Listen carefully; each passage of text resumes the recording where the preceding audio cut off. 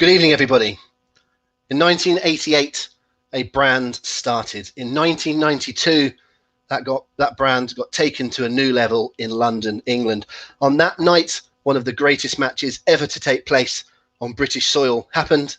It is not only one of the greatest matches in our history, it is one of the greatest matches in world history. Tonight, we celebrate all of those things. Welcome to SummerSlam. Welcome to Hooked on Wrestling. Does SummerSlam. Good evening, everybody. It is fantastic to have you all here. My name is Rob McNichol, and I am joined immediately by Hooked on Wrestling's #1 head honcho and me old mate, Showbiz, Paul Benson. How are you doing, Paul? Hey, everybody. Good evening. Thank you for joining us. SummerSlam night, a proper pay-per-view, yeah? Finally. And we're so excited. You know, what a great night. Our first ever proper virtual event, raising money for the amazing cause it is a Cauliflower Alley Club that we'll be able to tell you all about in a little while. And I'm so pleased that you've all joined us, you know, surrounded by my Hooked on Wrestling friends and colleagues, and hopefully a few hundred of you guys who are going to spend the night. We've got some cracking stuff lined up for you tonight, haven't we? Should we go through that, Rob? Have we got time for that? Just a quick rundown of this evening. Oh, I think so. Absolutely. Well, first of all, folks, we are going to be with you for the next approximately 8 hours. Yes, that's right. What?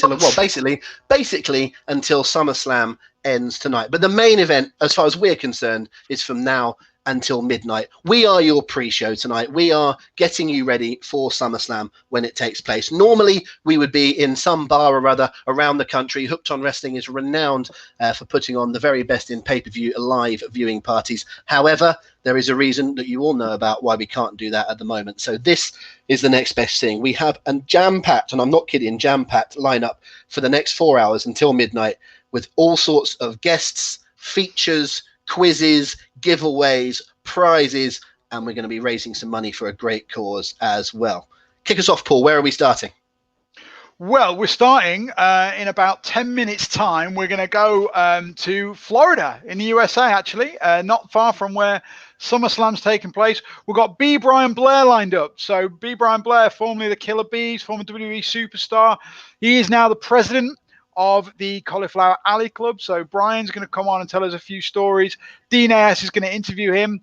He's going to explain about some of the great work that the Cauliflower Alley Club are doing. It's a good point to tell you guys to look at the scrolling banner down below. In a couple of minutes' time, we are going to give away our first prizes of the evening. To be in with a chance of winning those prizes, donate to the Cauliflower Alley Club at hookedonwrestling.co.uk/CAC. For every £1 you donate, you get one entry into the prize draw. We've got about 15 prizes to give away tonight throughout the course of the night.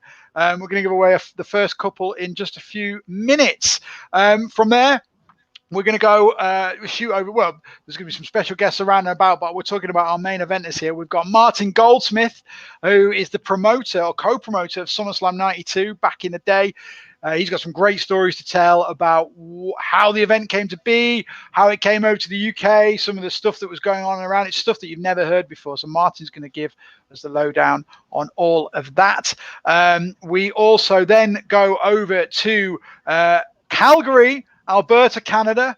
Famous words we've heard mentioned many, many times. We're going to go to Diana Hart Smith, who's waiting for us, and she's going to tell us all around her experience and the experience of her husband in the build-up to SummerSlam 92's main event. She's going to tell us about how her family was feeling, you know, the pressures it put them under, the excitement of everything, and it's going to be so, you know, it's going to be another great opportunity to hear some first-time stories.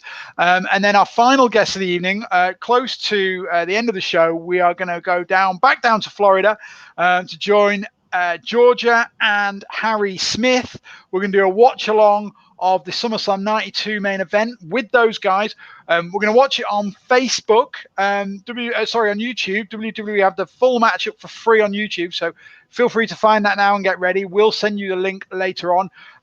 George is going to talk about some of her memories of her father around that. Harry's going to give us a bit more of the technical insight into the event, you know, look at how the guys were in the ring, explain a bit how he took influences from that match and from his father's career. It's going to be a fantastic, fantastic chat. And, you know, we're going to celebrate the late, great British Bulldog, the most pivotal moment in the history of UK wrestling, in our opinion. And then, of course, at certain points during this evening, we have got the famous Hooked on Wrestling pub quiz. We're going to be giving 20 questions, bit faster than normal. They're all about SummerSlams from now, SummerSlams previous. See how many of you guys can get right and test yourselves against our experts. Rob, I think it might be time to give away some prizes. What do you say? Already? Wow. Okay, well, let's do that. Let's do that. We've had some wonderful donations, man. Like, our goal is to raise £1,000 before the opening bell of SummerSlam. I'm delighted to say we are already a quarter of the way there. We are Good stuff. Quarter well done, of the way there already. So the first thing we're going to give away, we're going to hang on a second, Paul. Before you do that, it is only right if we're going to give away something of any great magnitude. Whenever you see the lottery draw, they have an independent adjudicator. They have someone who everybody knows has a neutral heart and can look after everybody, keep everybody in check. We need our referee for that. Me and you are not the men to do it. We need a referee. So let us bring in, for the first time this evening, another fantastic member of the Hooked On Wrestling team and well known on the British wrestling scene as a stellar referee, MC, and basically just about every job that's going. Please welcome Chris Hatch. Good evening, Chris. Good evening. How are we doing, everyone? We are very well indeed. Thank you for being with us. And we sort of need you to oversee it. This, you've got the eye for these sorts of things, mate. You're nice and level-headed. We might get a bit too excited. Call it right down the middle. Not a problem with that at all. Excellent. SummerSlam, well known for special guest referees, so you're in good company along with plenty of others. I nearly said one or two of them there, but I thought I'd better say that. They might be quiz questions later on. So very quickly, Paul, how do people become eligible for the giveaways tonight? By the way, folks, the giveaways could be happening at any time. They are not built into our schedule. We're just going to say whenever we're ready, we're going to do some. So we've got, what did you say, Paul? 15 prizes to give away. We're going to be doing them in chunks throughout the night, but they're not at set times. So you do need to keep an eye on when they're going to be available. But how can people qualify? Very, very simple, guys. You just go to hookedonwrestling.co.uk/CAC. Got a donation stream in there to a GoFundMe page.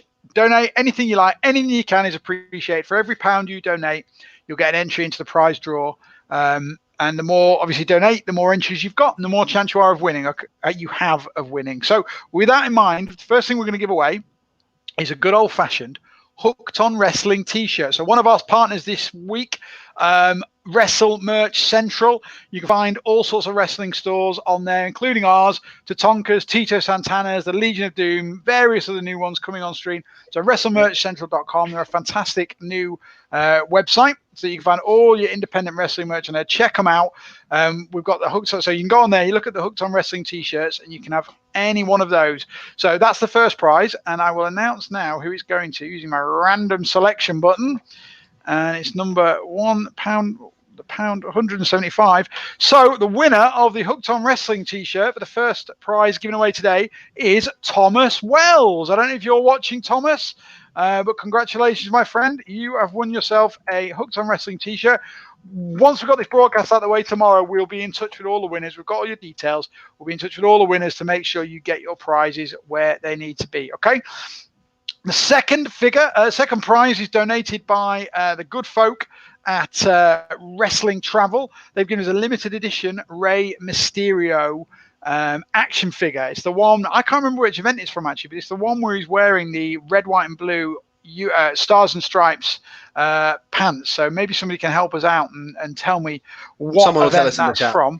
Someone will. But the winner of that Rey Mysterio figure is, just give me a second to pull that up, generate my code. That is 98. The winner is Lindsay Prestage. Lindsay Prestage is the winner of that figure. So Lindsay, again, if you're watching, we'll be in touch. So thank you all who've donated so far. We really, really appreciate your donations.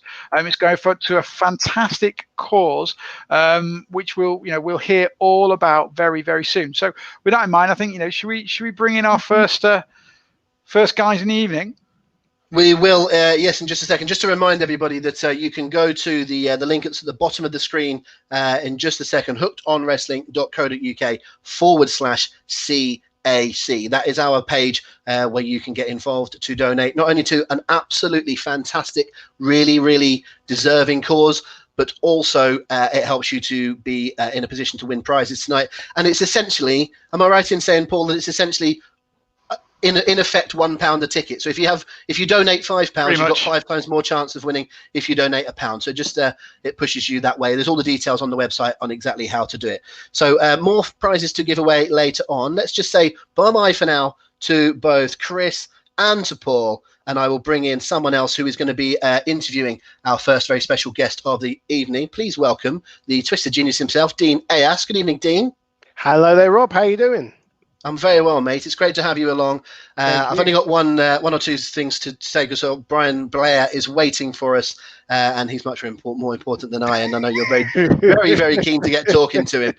I can see him off screen and he's chuckling away. But yeah, the Cauliflower Alley Club. You're involved in wrestling on the British side of things, Dean, as a long-time manager, and again, you're someone that's done all sorts of different things in the wrestling business. You will know better than most of us, what Cauliflower Alley is all about. You'd have heard the boys talk about it. It's if people are familiar with football, it's almost like the PFA of wrestling, isn't it? Wrestlers kind of looking after one another, but in a really great way. Yeah, I think there's a few things that us here in the UK know about the Cauliflower Alley Club, and I think there's an awful lot that we don't know, and that's what I'm going to be asking Brian about to kind of scratch the surface. We know that there's a reunion, we know there's a banquet, but there's so much more that they do, and whenever you see old wrestlers, retired wrestlers in this country, lots of them have problems with their hips and their back and their knees and so on, because it's a really tough old business, and whatever people may say about from the outside looking in about wrestling, it takes a massive toll on the body, and the guy basically these guys pay the price later in life for entertaining you in their physical prime. So I think anyone who has been a fan for a number of years would be the kind of people that we'd be asking just to make a donation to help these guys out. Especially in America, where there isn't an NHS system like we have here. These guys often they need help in tough times. Absolutely, very well said, Dean. I will leave you to do the introducing to our guest. For everyone else, lots of stuff to come all the way through this evening. Please keep on donating and checking our social media, where you'll have some indication of what's still to come, as well as being along the bottom of the screen. But I'll leave you for now, and I'll leave you in Dean's very capable hands to introduce our first guest.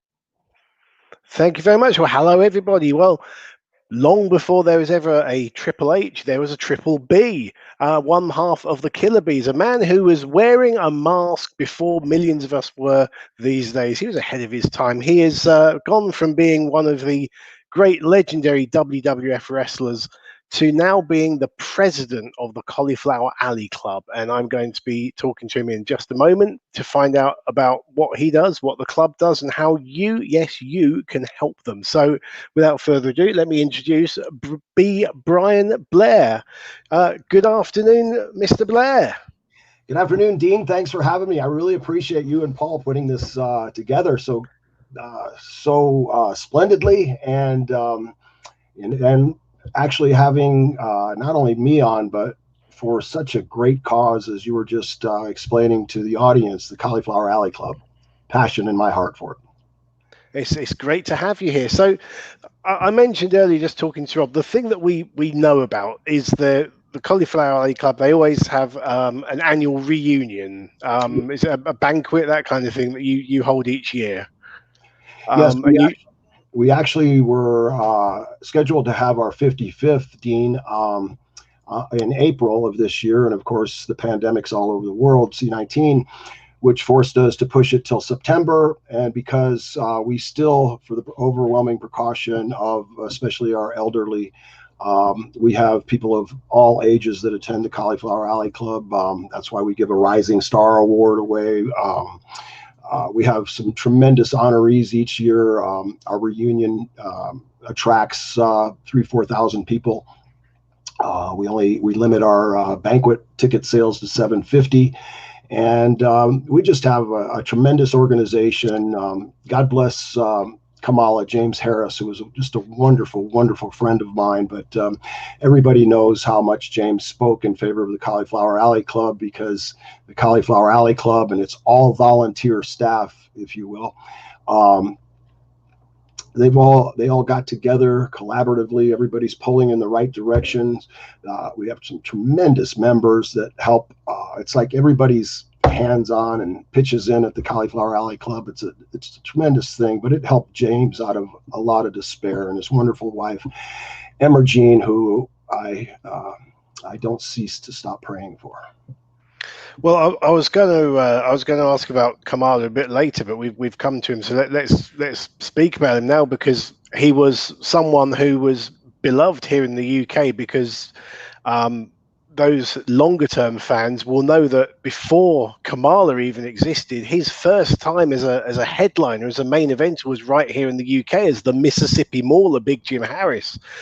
He wrestled at Wembley Arena in front of 10,000 fans. What has the club been doing for his family? Because I think this is a great example to show people here in the UK who may not be aware exactly what good work the Cauliflower Alley Club does for people. Well, it started out a while back. James got behind on his property tax. I mean, on his state taxes, state income taxes, then his property taxes. And at the age of 65 in Mississippi, you no longer have a property tax. As long as you owe the state of Mississippi, no money, and James owed the state of Mississippi about $4,000, which we took care of. Then he was behind like $8,000 in his back taxes. We straightened that up so that from now on, both he, last year himself, and his wife, and continuing forward, his wife will be able to stay in their property without paying property taxes. And we have some wonderful members as well. I know somebody from Ryan Barkin's Pro Wrestling Tees started who are all involved with the Cauliflower Alley Club. We have so many great members. They started a GoFundMe account, which sprung from the Cauliflower Alley Club and Pro Wrestling Tees, and that raised like $25,000. Chris Jericho, wow. He's a warrior. That guy, I tell you what, he's a guy that is filled with integrity. He's a neighbor, he's a friend, he's a wonderful man, and I just appreciate Chris's philanthropy throughout the wrestling industry as well. Yeah, he's made some well-known donations. Great guy, great supporter. So the club is entirely funded by charitable donations. Is that right? Yes, by our memberships, by our reunions. It costs $125 for a reunion ticket. Our cost to put on the reunion is $100 per person. So the Cauliflower Alley Club makes $25 per person there. We make, if you go to caulifloweralleyclub.org, caulifloweralleyclub.org, you can find out all about the Cauliflower Alley Club, and you can join for as little as $25. I believe it's $35. I'm not sure what it is in England, $35. But of course, postage is higher because you get 4 copies of our award-winning newsletter, The Ear, which is 20 pages of full color, great stories, a lot of members' pictures, a lot of the people's pictures from past reunions. It's a great newsletter, and you get a certificate that's suitable for hanging. Mine's back there on the wall somewhere, hung up, and when they honored me back in 2009. So I'm just grateful for not only the members that support the Cauliflower Alley Club, but the honorees that attend each year, in which most of them are members, that bring that attract all the fans to Las Vegas for our reunions. Okay, so how did the Cauliflower Alley Club start up? How old is it? That's a great question, Dean. The Cauliflower Alley Club is 56 years old this year. Mike Mazurki started it. Mike Mazurki was an actor and a wrestler. If you Googled Mike Mazurki, he's played leading roles in John Wayne movies. He's an old timer. Oh, wow. Great philanthropic guy and man. And they'd meet at the Elks Lodge in Los Angeles, and a bunch of the guys, when I say they, a bunch of the wrestlers would get together, and Mike would ask, who's hurting, who needs money, and guys like Carl Lauer who was the president of this organization for 27 years, or I'm sorry, the CEO, which is the real guy that really pulls the load. And for 27 years, Carl did that. And he was there at the very beginning, and he was one of the runners that would take the envelopes to these different needy people. And Mike would gather funds from guys that could afford it. And so what are your duties and responsibilities as president of the club? Well, I'm also the CEO. The president, the president is, when you are elected the president, there's only been 6 presidents. When you're elected the president, you have a choice if you want to be the CEO, and most people don't want to take on that responsibility because it's like a CEO of any other organization. It's almost a full-time job. I put in at least 20, 25 hours a week, sometimes 35 hours a week, right at reunion time. Just organizing everybody, because we have social media people. Vance Nevada does he's the editor of our newsletter. Darla Staggs takes in benevolent funds. Darlene Kress is our treasurer. Then we have Rich Ingling, who's our secretary, and Ron Hutchison, who's our Canadian liaison, takes care of our website, takes care of a lot of stuff, along with Martin Bean, one of UK's finest. It's like we have a bunch of William Wallaces on this team. I mean, they're a great team that's not afraid. I mean, they are fearless, and they get out there. Sometimes we all get stones thrown at us. You know, the days of social media, when one person says something negative, they all jump on. Everybody has to take that and come out with a smile and take the high road. And it's amazing to have a group of people all pulling in the same direction, Dean. That's fantastic. So, I mean, we are asking, as we've mentioned earlier, we're asking people to be kind enough to make a donation to the Cauliflower Alley Club. You can do that by going to hookedonwrestling.co.uk/CAC. And if you make a donation, you get entered into the draw. And really, it's a bit of giving back to people that have put their bodies on the line to entertain us throughout the years, isn't it? Yes, it is, Dean. You know, that's how I look at it exactly. I would have never been successful in the wrestling industry if it wasn't for all of my colleagues, whether it was the guy who came in and just did a favor for me and went from place to place, or whether it was a guy I had programs with, or the tag teams that I had programs with, or all the other people on the card. You know, you can't just have a Hulk Hogan and a Macho Man, or for that matter, a Davey Boy Smith or anybody else in just one match and expect to draw a giant crowd. You have to have a package. That's why I hate that word, enhancement talent.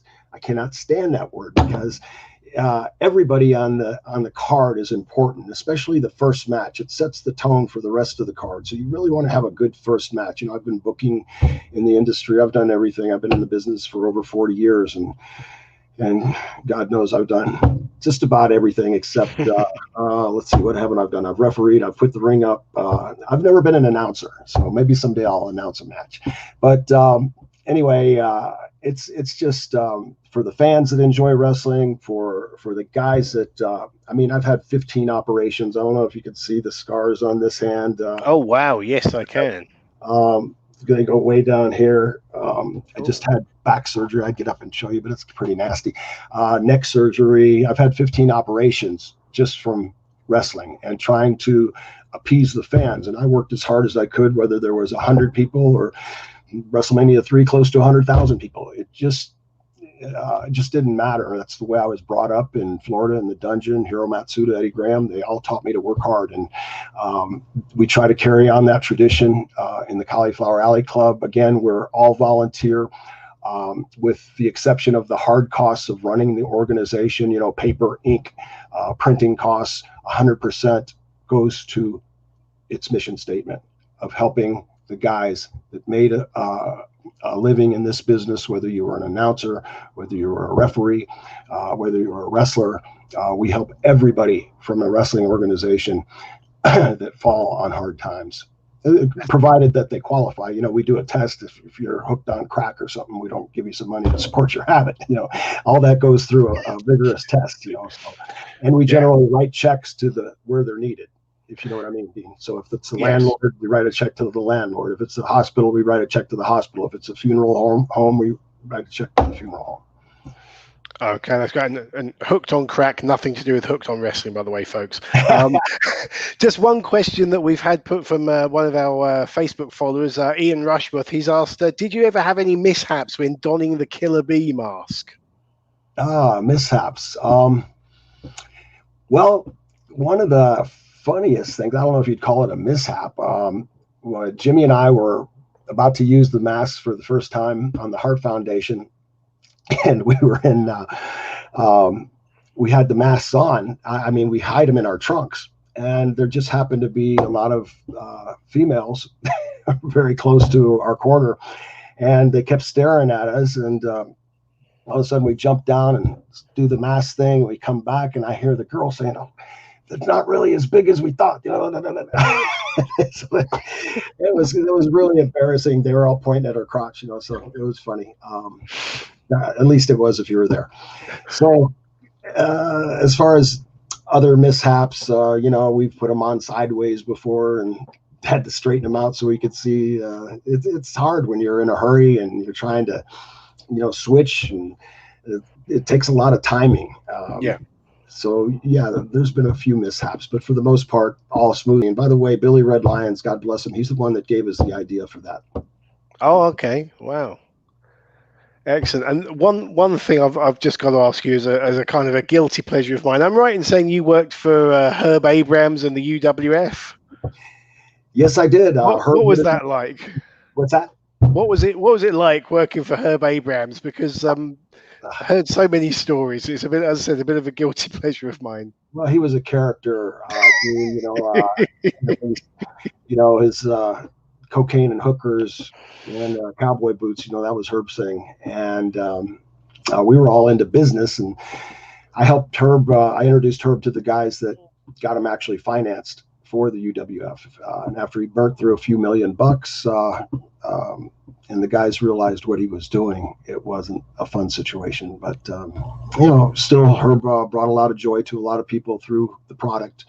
And the guys had another place to work. So it's not all bad.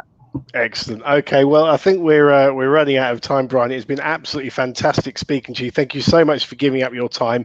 Once again, folks, if you want to support what is a really, really worthy cause, something to give back to the wrestlers who have put their bodies on the line to entertain us throughout the generations, go to hookedonwrestling.co.uk/CAC, Cauliflower Alley Club. We want to raise £1,000. We're about a quarter of the way there, which means we're 3/4 of the way not there. Help close that gap. Let's get to £1,000 before SummerSlam begins. Brian Blair, president of the Cauliflower Alley Club. What's the website if people want to find out more about the club? It's caulifloweralleyclub.org. caulifloweralleyclub.org. And I just want to say thank you one more time to you, Dean, to Paul, to Harry and Georgia and everybody else that will be on this show. Thank you, guys. I know this is going to be enjoyable. Thank you to the fans for their generous hearts, for the giving, and you can rest assured that you're giving to a wonderful cause if you love wrestling. Thank you very much. Brian, thank you so much for your time. It's been an honor and a privilege. Take care. My pleasure. Thank you. Wonderful stuff. Thank you very, very much to Brian, and indeed to you, Dean. Great job. He was what a nice guy. What a lovely, lovely bloke. Yes, absolutely. And, such a great guy to have as the president of this long-running organization. As I said, some guys in the UK, we may not know so much about the Cauliflower Alley Club. I think he's just summarized it so well in a few short minutes of all the good they do. And, Kamala, as I said, someone very close to my heart and to many British fans' hearts. And they're doing some great work helping him. So, hookedonwrestling.co.uk/CAC. Make a donation, please. Thank you very much, Dean. If you're still around when SummerSlam starts, what we're going to be doing from 12 o'clock onwards is kind of keeping this stream going, hanging around and giving some of our thoughts. If you're still awake at that point, then feel free to come and join us a bit later on. But if not, thank you very much for doing a great job. Dean Ayass, everybody. Thank you very much. Wonderful. That's Dean there. Right, I'm going to bring Paul back in just a second. So what we're going to be doing very, very quickly is drawing a couple more names out for a couple more prizes. So Paul is going to do that right now. He's going to sort out those prizes, who's going to win them, and he'll tell you what they are in just a second. While he's doing that, I'll just tell you really quickly. Next up, we have Martin Goldsmith, promoter of SummerSlam 1992. He's going to give us some backstage info and gossip about what happened that night. Around about 9 o'clock, all our times tonight are approximate, folks, but around about 9 o'clock, we'll do the first half of our quiz. Around about 9:30, Diana Hart Smith. 10 o'clock, more quizzing, and about 10:45, we'll start the watch along, the Bulldog versus Bret from SummerSlam 1992. We've got other special guests lined up throughout the night. Do not go away. Lots of other prizes to be given away as well. It really is jam-packed. Paul, are we ready to announce a couple more prizes? We are indeed. First of all, fantastic interview that. We've had a killer bee on the show. How cool is that? So thank you to B. Brian Blair. That was wonderful, and I'm really honoured to be working with the Cauliflower Alley Club tonight. So yes, we'll mention that a whole lot more as we go along. But right, as we're about to speak to Martin, one of my favourite people in the wrestling business, and a little bit of a mentor of mine, we're going to give away some more prizes, and it's appropriate that the prize we're going to give away are from Wrestle Merch Central. Smile. We're going to give them Wrestle Merch Central.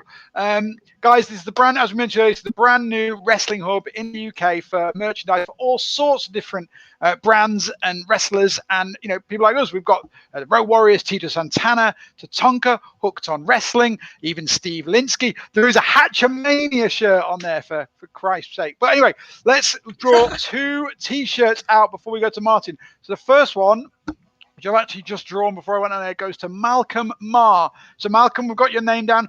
You could pick any T-shirt you like off the Wrestle Merch Central store. Again, we'll sort that all out for you tomorrow. And the second one goes to, let me just consult my list. The second one is to Leanne Culverhouse. So well done, guys. You are both winners of our Wrestle Merch Central prizes. That's WrestleMerchCentral.com. Head over there, decide which ones you want, and we'll catch up with you guys tomorrow. Remember, there are plenty more chances to win. Please carry on those donations to hookedonwrestling.co.uk/CAC. We're at absolutely wonderful total of £307 so far, so let's keep that going. But this is going to be one of the highlights of the night for me. So let's bring him in. I can see he's ready. This is the knight of the wrestling realm, Sir Martin Goldsmith. Martin, how are you? There he is. Nice. Good evening, sir. How are you? Fine. Yes. The knight, guys, the Lord. A Lord. Okay, well, knight's not quite good enough, guys. So just to introduce, for those that don't know Martin has been a part of the part of the worldwide wrestling industry behind the scenes for longer than many of us have been on this mortal coil. Martin was one of the guys, and we'll ask him about this in a second, but one of the key movers in getting the WWF over to the UK in the first place. He's told me some of these stories before and are absolutely fascinating. So, Martin, how are you, first of all? Are you okay? I'm well. I've had a very nice day going down the River Thames today. I had a very nice lunch with my family, and they said, "Why don't you stay for dinner?" I said, "I can't. I've got to be here for Hooked on Wrestling." We are honoured. We are absolutely. I mentioned cauliflower, and they said, "Don't worry, they serve cauliflowers in the restaurant." But anyway. Well, good cauliflowers come in all shapes and sizes. Absolutely. So, Martin, if you don't mind, what we're going to do, I'm going to talk a little bit about how your involvement with the WWF started back in the day, and then we'll go on to specifically SummerSlam 92, if that's all right. Okay. There's just one small point that I have to bring out. I was the co. The word is co. rather than the promoter, because although I was involved, it was my pushing that the world of WWF came to the UK. Actually, it was my brother Harvey who was kind of the driving force who put on SummerSlam with WWF, as well as other dates. I'll come back to that later. I just wanted to point that out, by the way. An absolute fair thing to point out, absolutely. So, Martin, tell us, give us a little bit of background. How what prompted you to reach out to the WWF? Was it back in 88, 89? I tell you what happened. Actually, I was aware that the world of wrestling was starting to take off in the States, and it was coming out of kind of fairgrounds and small halls around the country. And I was aware there was a bit of a buzz going on, and the word was that we're going to take wrestling out of the word of wrestling and we're going to turn it into kind of entertainment.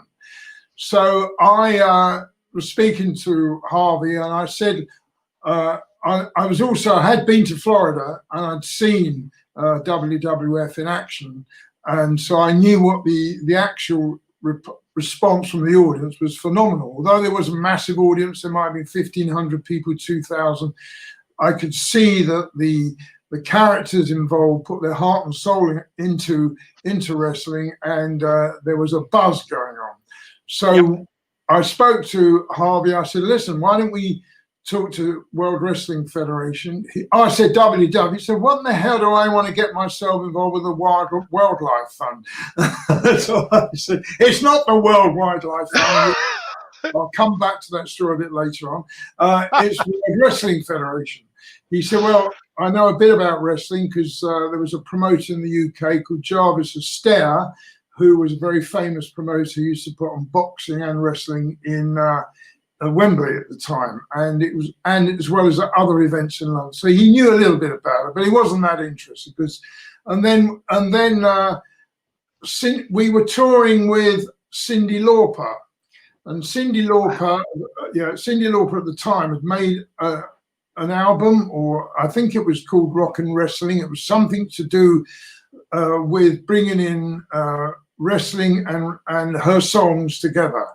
And and she said to me one day, why don't you get involved with the world of wrestling? Speak to this guy who I know very well. He's called Hulk Hogan, who obviously was at the time. So because of that, and she introduced us into that world, I said to Harvey, I have to go over to Connecticut, meet with Mr. and Mrs. McMahon, Linda and Vince, and see if we can have a chat and persuade them to come into the UK. So I went out to Connecticut. They were pleased to see me. They were very gracious. They were very nice. But they said, we're not big enough. What the hell are you talking about? We can't come to the UK yet. We're not ready. So I said, really? well, this is a fact. So I said, well, of course, I know there's a little buzz. I know things are starting to happen, and you're coming into a much bigger world than you've ever been into before. Eventually, you'll want to go to Europe.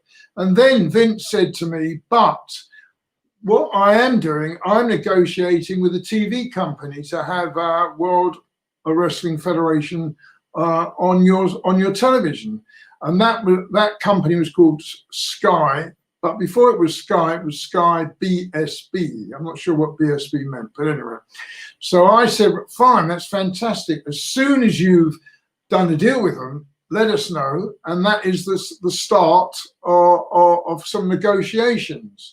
So that's exactly what happened. So we went back, and then I knew that Sky Star had negotiated a deal, and they started to put on TV. I don't think it was on their main channel. I can't quite remember what channel it was on. But anyway, so there was the Daily Mirror got behind it, and they started to write about wrestling, particularly World Wrestling Federation. Of course, just to go back, the UK did have a history of world of sport wrestling being the biggest thing the country ever known, because every Saturday afternoon at 5 o'clock, the whole country stopped and watched wrestling on ITV straight after the football results. But everyone, I don't need to go into that history because everybody knows about it. So there was a history. So we did a deal with WWF to bring the guys over to the UK, and we booked a venue which, alas, is no longer with us, but the venue was called the London Arena. It was a brand new venue, and we knew it was on Docklands. It had very few concerts. The first concert we ever did there actually was with Luciano Pavarotti, who, he was one of the great wrestlers of our time, as we all know. He was a Italian champion, wasn't he? Yeah, he was the world champion. He was the world Italian champion for singing. Anyway, he opened that arena, and gradually it became quite a bit of a fixture on the London scene, because then we only had Wembley, and this was the alternative. So we booked in World Wrestling Federation, the Daily Mirror, and the Sun, couple of adverts. And remember, this is before online. This is before YouTube and Facebook and any other. It was purely paper and advertising on hoardings, and that was it. And whatever the newspaper happened to write about it. And believe it or not, of course, you know what the next thing I'm going to say is that it sold out in about 2 minutes. You know, I mean, it was just complete sellout. My role in this as well was I had the rights for all the merchandising. I had the rights for licensing, and I also had to represent WWF for some European dates a bit further along as we went along. Anyway. If you ask me who was on the opening bill, I have not got a clue. I can't remember. Anyway, it was a long time ago. Anyway, all I can remember was it was a true sensation. All the newspapers wrote about it. Some of the guys got to be interviewed on TV, and there was a real buzz. Obviously, Vince and all those guys in Connecticut were absolutely over the moon. They could see that particularly London, was going to be a very important part of their world. Because I believe at that time, and maybe a couple of years later on, WWF were having a bit of a rough time in the States. They were on a downward trend rather than an upward trend. And we thought that this is going to be very helpful to expand that whole market into UK and then into Europe. Of course, we then managed to do a deal where we made some money. They weren't that generous. They allowed us to make some money. That was good anyway. I always like to do a deal where you can make some money, not just to kill yourself trying to please people. So we then ended up doing various tours around the country. I can't remember their names, but I can remember the programs because we published a program. Here was a program. This is Germany, right? Okay. No Mercy. Here's a just a bit under your chin, Martin. There we go. Higher. Yeah, that's it. Perfect. This was a No Mercy tour. I think this was 93. I'm not sure. 93. No, it's a bit later than that. That's probably about 98, I think, with Steve Austin. Yeah. Okay, fine.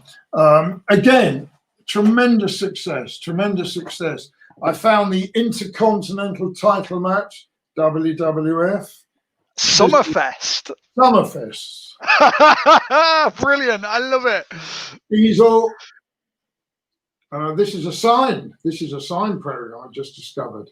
Yeah, you know who those guys are. We'll know them very well. Diesel. I think that happened. That one I think happened in their very first German day.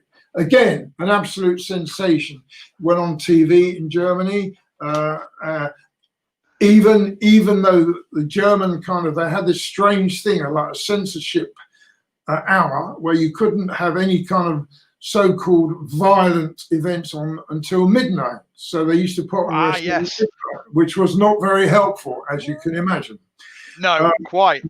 We spent many years touring in the UK. By then, the world of licensing had built up. We probably had about 30 different licensing, from toys, from programs, from calendars, T-shirts, obviously, all manner of things. And gradually the WWF licensing became a very important part of stores like Woolworths and Toys R Us, Yes, yeah.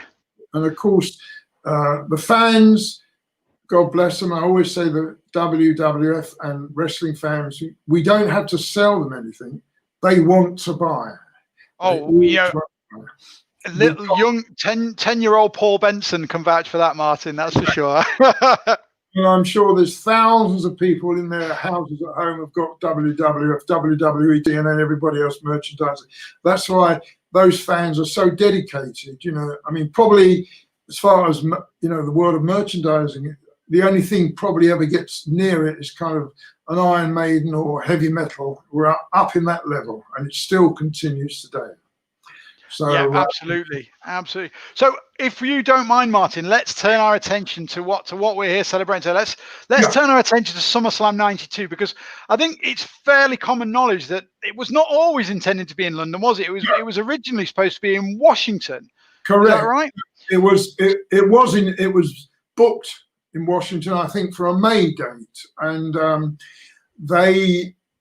there was a few problems in the States at the time. There was kind of various rumors and things that were going on, but there was no doubt about it that WWF was definitely on a downward trend at that time. And so SummerSlam 5, I believe that was the number. Is that correct? SummerSlam 5? Yep. I think so. Quick maths. Yep. Was booked to be in Washington. Anyway, they contacted us and said, look, by then, of course, WWF had grown to enormous stature, much higher than anything we could possibly imagine. In fact, to the amazement of the whole of the entertainment business, the guys that we know in the rock and roll business, they couldn't believe it. So we discovered that Wembley had a date available, and it was in, I think it was put to bed in June, if I remember rightly, for a date in August, which is not very long to kind of put this whole thing together, as you can imagine. No, quite. Normally venues and the whole production is 6 months, but they had maybe 2 years to put the whole thing together. So it went out on sale in late May, probably early June, for this date in August, and the buzz was phenomenal. I think they sold in the first couple of weeks, like 60,000 tickets, which was amazing. And then by the time it got nearer and nearer, the tickets became very, very hot, and of course we ended up with nearly over 80,000 people in Wembley Stadium, which is more than if you go to a rock show, because with a rock show they're using one end of an arena, it cuts down the capacity. But with SummerSlam, all we had was a ring in the middle, and the whole place was jam packed. 80,000, 82,000. I know the grosses were something like $2.5 to $3 million, which was phenomenal in those days. Wow. And what was it like backstage? Because obviously there was a lot of pressure on this event. It's like you say, 80,000 people, the legitimate biggest crowd in WWF history to that point. Were you and Harvey feeling the pressure that day, or was it, by the time you got to Wembley that day, was it all sort of all good and the hard work had been done? It certainly was. One thing I do remember is that we had a problem with Brent Council, because the Road Warriors, in part of their deal was that they had to enter the ring in Harley Davidson bikes. Now you can't just drive two bikes in the middle of a stadium without getting permission for H&E Health and no, I said Health and Efficiency. That's the magazine, wasn't it? You're too young. Health and Safety, sorry. Health and Safety. So we had to fight Brent Council for them to give us permission to drive to these two guys come in the ring on their Harleys in front of a crowd of 80,000 people. Anyway, eventually they gave the money. The other thing that we had to find in a very, very last minute was a coffin. And guess who the coffin was for? Oh, no prizes for that guess. Well, obviously, we needed a coffin for The Undertaker, which was not, and we didn't, you can't get just any coffin. It certainly had to be long enough to house The Undertaker as part of his entrance. Eventually, there was a company in Harrow, I think it was, that happened to have exactly the right thing, but they couldn't deliver it because they were busy doing other things. So we had the last, I think the day before or on the day, we had to send a truck down to this coffin funeral supplier who gave us, hired us out a coffin for that moment. Oh man, the details that you just don't think of when you're sitting in the stadium, The other thing, there were a lot of famous people who turned up, a lot of them with their kids. In fact, I found this photo the other day. I'm going to ask anybody. They could perhaps donate a few dollars or a few pounds to find out who this person is. Whoops, where are we? Who is this person? There we go. Who is that? Oh, that looks like a very, very sprightly. I can see you. Can you there see we it? go. Stop right where you are. Who is that person? So I recognise a few on there. I recognise some people. I see your kids on there, Martin, for one. Who's the guy? The guy in the black and the guy with the hair. Who's the guy with the hair? Let's see. Any comments that could tell us who the guy in the black jacket is? He went to Stairway to Heaven. Go on, you tell him. Anyway, that's Robert Plant. Plant. Yeah, can you imagine? Led Zeppelin guy. Robert Plant turns up with his boys, and he loves this picture. He loves this picture. He was there, and there was lots of other infamous and famous people who turned up on that day. Amazing. Just before Martin, we've got another guest waiting on, but I noticed behind you've got something. Pardon? I haven't started yet. When I stand up, when I stand up, everybody, I want you to have a look at my trout. This is incredible. Look at Martin's trousers now. Do we recognise Martin's special trousers there? Look at that. And I think, Martin, do you want to don the jacket as well? Now I'm going to put on this jacket. Now, what do does anybody recognise this special attire? Look at that. Well, this jacket, it caused sensation. It was actually given to me by Jimmy Hart, who said, "Hey man, you got to wear this. You got to wear it." So I'm still wearing it every time I go to a wedding or a special function. I come out, I wear this jacket. Unreal. Absolutely priceless. Anyway, what's even strange about it? These trousers, believe it or not, these trousers here, when I looked at them, they were only 32 waist. Well, I'm a 36 waist, but they were adjustable. And I undid this zip here, and I got into them. Can you believe it? Nice. When I looked inside the label, which is even more amazing, it said Christian Dior. Can you believe it? Christian. What? Yeah, honestly. But where am I? Incredible. There you are. Martin, well, that was, I don't know if you've been looking at the comments, but we've had some absolutely fantastic, responses to that interview. Oh, and there's the program. There's the program. Which I could donate one. I've only got two in the world, but I could donate one to the fund, and people can bid for it. What do you reckon on that?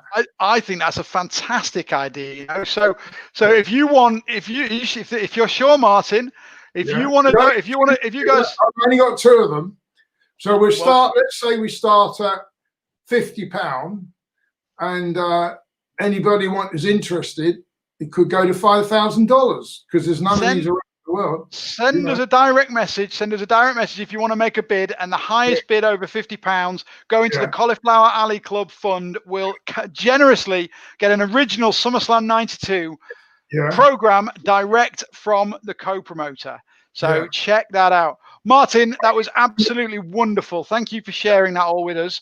I hope you stick around to watch the rest of the night. We'll catch up later on when we've got a bit of downtime. Just out of interest, yeah. Who knows about this, right? This is a 16 or 14 set, which was given to me by Ultimate Wrestling Collection. There's 14 CDs in this. It's quite amazing. I don't know. I can't remember what it was for, but I'm XWF. What was XWF? That was a very, very short, extremely short-lived wrestling promotion. Yeah, Jimmy Hart's brain, Jimmy Hart's idea. That was in about 2001. Some amazing stuff. Absolutely amazing. All on CD. Quite incredible. Quite unbelievable. Amazing. Anyway. Right. Wonderful, Marty. Well, you have a fantastic night, and go and grab your cauliflower. And again, thank you so much for all your support. And on behalf of all the wrestling fans in the UK, thank you for the work you and your brother did in bringing the WWF to the UK and enriching us all so much. And I genuinely mean that. We all, without that work, there's a lot of us would be a lot poorer, into a lot richer in terms of money we spent on merch over the years, but a lot poorer in our experiences. Funny enough, this is the greatest picture that in my heart. Now, this is a queue. Whoops. Where are we? This is a queue. I don't know if you can see it. It's not very good. But this. There you go. A little bit higher. Yep. This is a queue of fans at Wembley trying to buy a T-shirt. They must have been mad, They were queuing I love it. They were queuing for their hours to buy a T-shirt. Here's another picture which I found. I'll be in there somewhere, that's for sure. Yeah, I love them. They were great. Love it all. Anyway. Awesome. All right, my friend. Thank you so much. Start bidding on one of two in the world of the SummerSlam program. We will keep you posted, mate. No problem. Okay. Right. I will see. What else? If I can find a ticket, I might have a ticket somewhere. I'll throw that in as well. Ooh, that sounds spicy. Well, let us know. Not a replica. That is awesome. All right, buddy. Well, have a great night. Thank you again. Take care.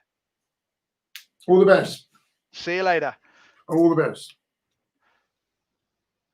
And that was Martin Goldsmith, guys. What an absolute legend. Now, from one legend to another, this one playing a very different role in the British wrestling landscape. So we told you we're going to get some special guests tonight, and we have. So, after Davey Boy Smith had his moment in the sunshine, we had a lot of fallow years in terms of wrestling stars from the UK. But one man, before your Drew McIntyres and your Sheamuses and your Wade Barretts and Nick Aldis came around, there was one man that flew the flag for us internationally, not just in the US, but also over in the Far East. He's a former Ring of Honor Pure champion. He's the former TNA X Division champion. I'm sure you know who I'm talking about now. Ladies and gentlemen, please welcome to our SummerSlam online party, Mr. Doug Williams. Good evening, Doug. How are you? Good evening, Paul. I'm good, thanks. Yourself, you all right? Yes, I'm very well. I'm very well.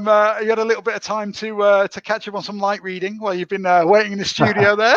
I'm not sure I can follow Martin now with all that going on. Well, you can't follow in the stories he's got, but we've got some very different stuff to talk to you about. So, cracking straight into it. Obviously, your formative years in wrestling came just after SummerSlam '92. I'm thinking. So, how big an impact did that event have on you as a fan, as an aspiring wrestler? What did it do for you? Well, I mean, like you, I attended it live. Obviously, I was well entrenched into being a WWE fan at that point. That was a year before I started training. I was already kind of, interested in becoming a wrestler. It's very hard to say what influence that had, other than it was such an amazing spectacle, obviously, that kind of confirmed in my mind that is what I wanted to do, definitely. Incredible. I mean, by far the biggest show. I mean, obviously, probably the biggest show many people have ever been to up to that point in time. Well, absolutely. I'd say it was the biggest one ever until I saw you wrestle Ric Flair just a stone's throw across the road inside the arena. That was a hell of a night, wasn't it? I know, that was crazy. Yeah, that was an amazing night. Things you'd never think would happen, but then they. And then they transpire. So when was your first match? Was it soon after SummerSlam, or was it a bit later on? No, my first match was November 1993, so over a year later. I started training in July 93, and my first match was in November, which was like probably a training show, and then my first kind of proper show, I'd say, debut was probably February of 94. Yeah, the gym I did, Hammerlock had their own training shows, but then they ran hall shows as well. So my debut was on a training show, then I did the hall show. which is all So how did you as well? How did you end up? Because obviously, like I said, I did a little bit of a disservice because obviously when I gave you a little intro there, I did forget a couple of guys. One key guy in particular, obviously William Regal.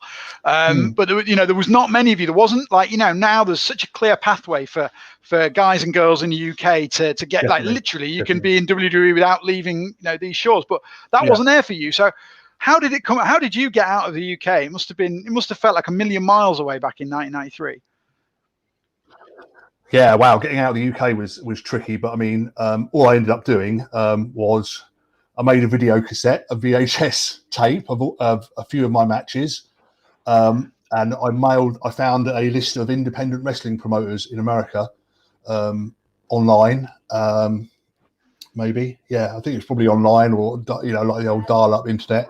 Yeah. And I just posted my videos off to all these indie promoters, about 40 of them, and I had a response from 2 or 3. So I set up a little mini tour of America at that point. It just went from there. Yeah. That's the way to do it. Graft. That's it. But in conjunction with that as well, there's a few promoters in England that started importing in American guys, and so I got to meet the likes of Chris Daniels and guys like him that would through word of mouth would suggest me to promoters in other countries as well. So that helped. Fantastic. Yeah. Well, it's all very old school back then.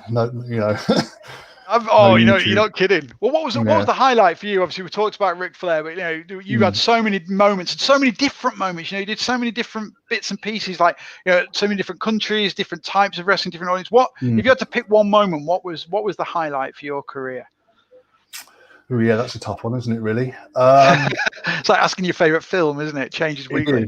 It is. It's either got to be that me wrestling Ric Flair. I think also my retirement match in 2018 progressed. Which was at Wembley Arena as well, funnily enough. Same building, yeah. It's been good to you, hasn't it? There. That's actually, that might have been actually my highlight of my career. I think. Oh man, definitely! What a night! It was very emotional, wasn't it? Oh, big time! I was lucky enough to be there for both. So sods all that. But hey, look, just before we got one question, we're going to ask all our wrestling guests tonight. Now, this is a bit of a fantasy question, so don't feel restricted to reality on this one. But if you let's say next year you decide to don the boots again, big show at Wembley Stadium, 90,000 people. Doug Williams is in that main event slot. Who's the opponent for you? If you could pick anyone from wrestling, past, present, history, whatever, who's across the ring from you that night? Well, I was thinking about this because you mentioned it to me earlier, and I'd like to pick one of my contemporaries, actually, somebody who also made a big influence and was also British as well, and that's Nigel McGuinness. I think he and I against each other in the main event would be fantastic. A battle of stars from the early 2000s. Mate, I can only imagine that one. It would be an absolute war. That would be, and I'm sure there's plenty of people commenting, watching this who would completely agree. What a match that would have been. Yeah. Doug, that was fantastic, buddy. Really appreciate you taking the time and dropping in on us. We're raising money for the Cauliflower Alley Club tonight, like we said. So, if obviously you're well aware of their work and what they do, especially over in the States. And what we're doing is trying to encourage people to go to hookedonwrestling.co.uk/CAC to donate. And we're trying to raise £1,000. And thanks to the contributions of you and others, donating your time, we are well over £300 already, which is just fantastic. Well, We've got hours if you want a couple of signed pics or something to put online to audition off, then I can probably rush up a couple for you. I am writing that down. That is very, very generous of you. So I will write that down. That's 2 more prizes to put in the pot for later on. Yeah. That's awesome, mate. Thank you so much. Doug, it's been a pleasure. Always great to talk to you. And obviously we'll speak again very soon. Have a great night. Thanks, Paul. Thank you, everyone. Cheers. Bye-bye. Take care. Bye-bye.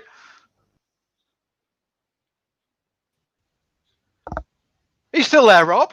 I'm here. I'm just enraptured. It's been listening to you. You've spread your wings, Paul. You're the interviewer for a change, speaking to Martin and to Doug. You're doing a great job. It's just so fascinating hearing stories from both of those guys, legends, stalwarts of British wrestling in very different ways. But great stories, brilliant to hear, and we've got so much more to come tonight.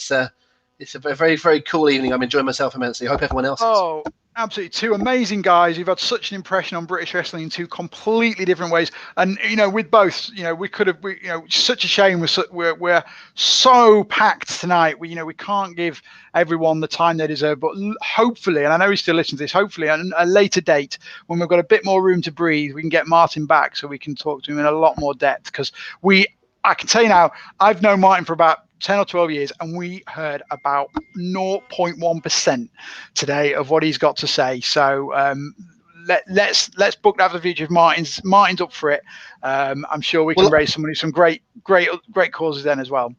I happen to know someone who has a 90s wrestling podcast, and he's an absolute legend and one of my favorite people in the world. He's called Ash Rose. And, I knew you were going to say that. And I believe he's brought you along for the ride. So, folks, a brand new podcast that was launched a couple of weeks ago on the Hooked on Wrestling Podcast Network is Howlmania with Ash Rose and Paul Benson, all about 90s wrestling. A couple of episodes already up. Martin will be perfect for that. As the Hooked on Wrestling cat, Dizzy, makes an appearance across Paul's screen. Good evening, Dizzy, who had a 906 in the sweepstakes. There we go. He always appears at some point. Right. I think it could be quiz time, Paul. What do you think? Let's get quizzical. There's a lot of people here who've been looking forward to this. So a lot of people who play with us every Sunday night at 8 p.m. Who play the Hooked on Wrestling online quiz right here, wherever you're watching now, as long as it's Hooked on Wrestling Facebook or YouTube page. So let's get to it, shall we? Let's go for it. Yeah, let's explain to everybody what we're going to do. So we're going to do 10 questions over the next 20 minutes or so. Paul's going to do 5. I'm going to do 5. And a slight change to our normal quiz night. Those of you that are familiar with us on a normal Sunday night, we answer each other back immediately. What we're going to do this time is whoever's doing the questions is going to do the 5 all the way through. We don't know each other's answers, but we are going to have a little bit of a ponder. But we'll give our thoughts when we actually do the answers themselves. But the key is how you join in. So, Paul, tell everybody how they can join in right now. So very straightforward, this one. So again, we're not going to be too over the top on this one, but you can join in by sending a direct message to the Hooked on Wrestling Facebook page. You're going to mark your own answers, but we want you to send answers to the Hooked on Wrestling Facebook page. Send us a direct message. You can test that now by sending us a quick DM. We've got Chris standing by waiting for your answer. Send him one, and he will. He'll send you an OK back, let you know he has received your test message. This is how it works. So we're going to ask the question. We're going to have blocks of 5 questions. After those 5 questions, we'll tell you the answers of those 5. And you also get bonus points. So every question there is, the first 3 people to send in their answer get 1 bonus point. Okay. So you get a point if you get the answer correct, and you get a bonus point if Chris Hatch comes on at the end of those 5 questions and tells you that you are one of the first 3. So is that clear? A couple of things I want you to make sure. Please don't answer in the comments because it ruins it for everyone. Please send those as direct messages. Please make sure you just send 1 answer in. If you send a second one in, it won't be counted. And also, if you can remember when you write your answer, to please put your question number on there as well. So if it's question 1, just write 1 answer, and then 2 answer, and so on and so forth. Is that cover it all?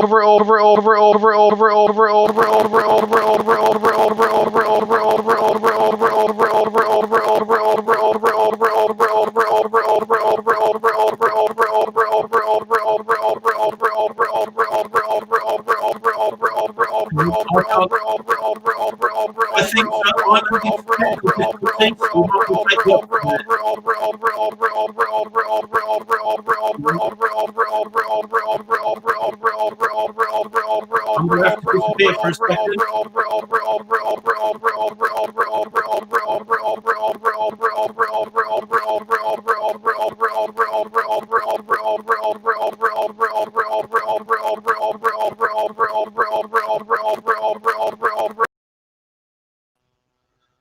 Sorry about that, everybody.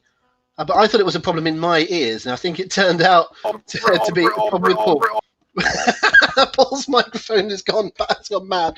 Paul, if you can hear this, log out and log back in, my friend, because it's gone a bit crazy. Chris, we got to 10 minutes past 9 before our first little snafu, and of course it would be when we're about to do the quiz. I think secretly Paul is frightened, scared of this quiz, and has sabotaged it just before we're about to go.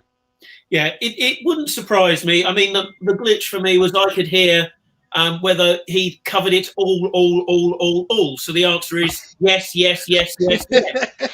Don't you start. I thought you'd got stuck there as well then, so I thought that was going to be another problem. Should we try him again? He is back, everybody. Let's bring Paul back in. I think you saw him briefly there. There he is. Paul, what is happening? I blame your cat is what I do. Can you hear me? I can hear you now. What was happening there was just you said something and it just went over and over and over and over again, and everyone was confused about it. Let's put that to one side. Let's move on. We don't need to worry about going over our technical issues. So yes, to be clear, folks, 5 questions from Paul, 5 questions from me. Send your answers into the Hooked on Wrestling Facebook page. Do not put it in the chat. So if you put it, sorry, I'm laughing at all the people that are now making comments about it, but please don't put your answers in the chat. If you do, if you're on Facebook, then we'll delete the comment. If you're on YouTube, we have to block you for 5 minutes. So please don't take it too personally if that has to happen. Okay, are you ready? Have you sorted out all your gremlins? Have you banished your cat to the ledge? And then you can actually get on with this. All apart from the cat. The cat does what the cat wants. So other than that, can you hear me okay? Yeah, perfectly well. Go ahead, my friend. All right, so I'm asking first questions. So guys, remember, fastest fingers first. Send the questions in via direct message. Here we go. Right, so my first 5 questions are all about which SummerSlam. So I'm going to give you 3 matches, and you need to tell me which SummerSlam those 3 matches took place. It's all of them at one SummerSlam. So I only want 1 year for each answer. So the first one, in which SummerSlam did the following matches take place? Bam Bam Bigelow and IRS versus the Head Shrinkers, Razor Ramon versus Diesel, and Alundra Blaze versus Bull Nakano. So I'll repeat those. So repeat them. At which year did the following matches occur? Bam Bam Bigelow and IRS versus the Head Shrinkers, Razor Ramon versus Diesel, and Alundra Blaze versus Bull Nakano. Okay, so what you need to do, folks, send the message in, put 1 because it's question 1, and then your year. That's all you need to do. Question 1, and then the year that you think is the answer to the Hooked on Wrestling Facebook account. By the way, we should point out there's not any prizes per se for this quiz. Is that right, Paul? It's very much a fun. Just for fun. And just to remind guys, please do not put your answers in the comments. I'm deleting them as quick as we can. Please just put them as direct messages if that's okay, please. Otherwise, it kind of ruins the fun for everybody else. Right, so we're going to move faster than normal this week. So, Ben, please, again, stop putting them in the comments. Please send via direct message. We don't want to see those anymore. Okay, so the second question, so question number 2. In which year did the following matches occur? Daniel Bryan versus Kane, CM Punk versus Big Show versus John Cena in a triple threat, and Sheamus versus Alberto Del Rio. So the 3 matches were Daniel Bryan versus Kane, CM Punk versus Big Show versus John Cena, and then Sheamus versus Alberto Del Rio. Get your answers in for number 2. Quick reminder, everybody, that if you're a big quiz fan, we are here every single Sunday, not just for tonight, quizzing with you from 8 p.m. onwards, normally on a Sunday. So every single Sunday on the Hooked on Wrestling Facebook and YouTube channels. We're here with you for around about an hour and a half, having a nice, fun wrestling quiz. Sometimes it's harder than others. We've always given stuff to give away, thanks to WWE Eurozone as well. So we will be back next Sunday for more quizzing, even though it's not a pay-per-view week. Question 3, Paul. Question 3, coming right up, guys. Okay, so in which year did the following 3 SummerSlam matches occur? Ric Flair versus Chris Jericho, The Undertaker versus Test, and Edge versus Eddie Guerrero. So I'll repeat that. Ric Flair versus Chris Jericho, The Undertaker versus Test, and Edge versus Eddie Guerrero. Excellent stuff. So when we've got to the 5, folks, when we get to 5 questions asked, Paul will do the actual answers. I'll get to play at that point. I'll give him what I think is the answer. Then he'll tell us what the real answer is. And after all those 5, we'll bring back Chris, who is our ref, and he will tell you who scored the bonus points. So let's face it, folks, you can look these things up. That's why it's only a bit of fun. It's why it's not a serious competition, because you could be looking those up. But we give extra points for speed. So by the time you've looked something up, you will not be the person getting the bonus points. So let's keep it honest and do question 4. Okay, question number 4. In which SummerSlam did the following 3 matches occur? Dolph Ziggler versus Rusev, Neville and Stephen Arnell versus King Barrett and Stardust, And then Dean Ambrose and Roman Reigns versus Bray Wyatt and Luke Harper. I'll repeat that. Which year did the following matches occur? Dolph Ziggler versus Rusev, Neville and Stephen Arnell versus King Barrett and Stardust, and then Dean Ambrose and Roman Reigns versus Bray Wyatt and Luke Harper. Which year gave us all three of those matches? Question number 4. So one more to go of Paul's little section of fire before it's One my more to turn. go. And we'll be doing some more generic SummerSlam questions. Just to answer Callum, who's asked a question in the chat, Paul, he says, is there a T-shirt for the quiz this week? Not this week. We are we're giving plenty of other prizes away for donations through our Cauliflower Alley fundraiser. This one is just for fun. Okay. Okay. More on that just after question 5. But let's wrap your 5 up, Paul, and I'll just give some more information about the draw. So the final question of my round: in which year did these 3 SummerSlam matches occur? The Ultimate Warrior versus the Honky Tonk Man, Demolition versus the Hart Foundation, and Jake the Snake Roberts versus Hercules. That's the Ultimate Warrior against the Honky Tonk Man, Demolition versus the Hart Foundation, and Jake the Snake Roberts versus Hercules. So to give Chris a little chance to just get everything collated of those 5, we will do the answers in just a second. But a reminder, if you have joined us a little bit later this evening, good evening and welcome. This is Hooked on Wrestling's SummerSlam 2020 preview show.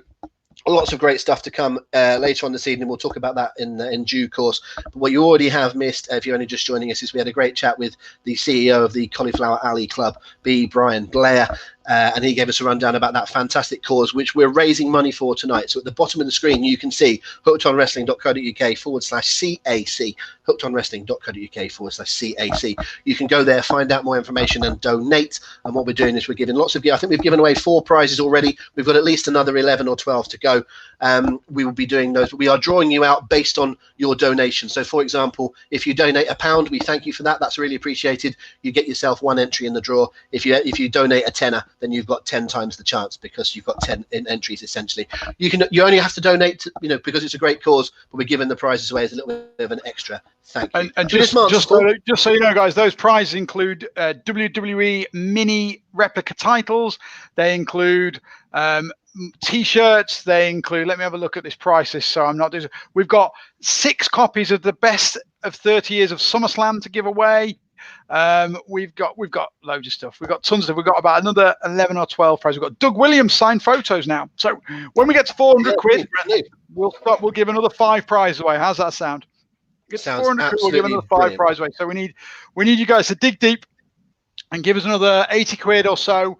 And then we will get some more prizes donated. So let's give the answers out to this set of questions. Right. So question 1. Sorry, just let me pull my phone up to get the question. So question 1, I asked you, in which year did Bam Bam Bigelow and IRS take on the Head Shrinkers, Razor Ramon take on Diesel, and Alundra Blaze take on Bull Nakano? I think I've got that one. Go on. It must be, I think, 94.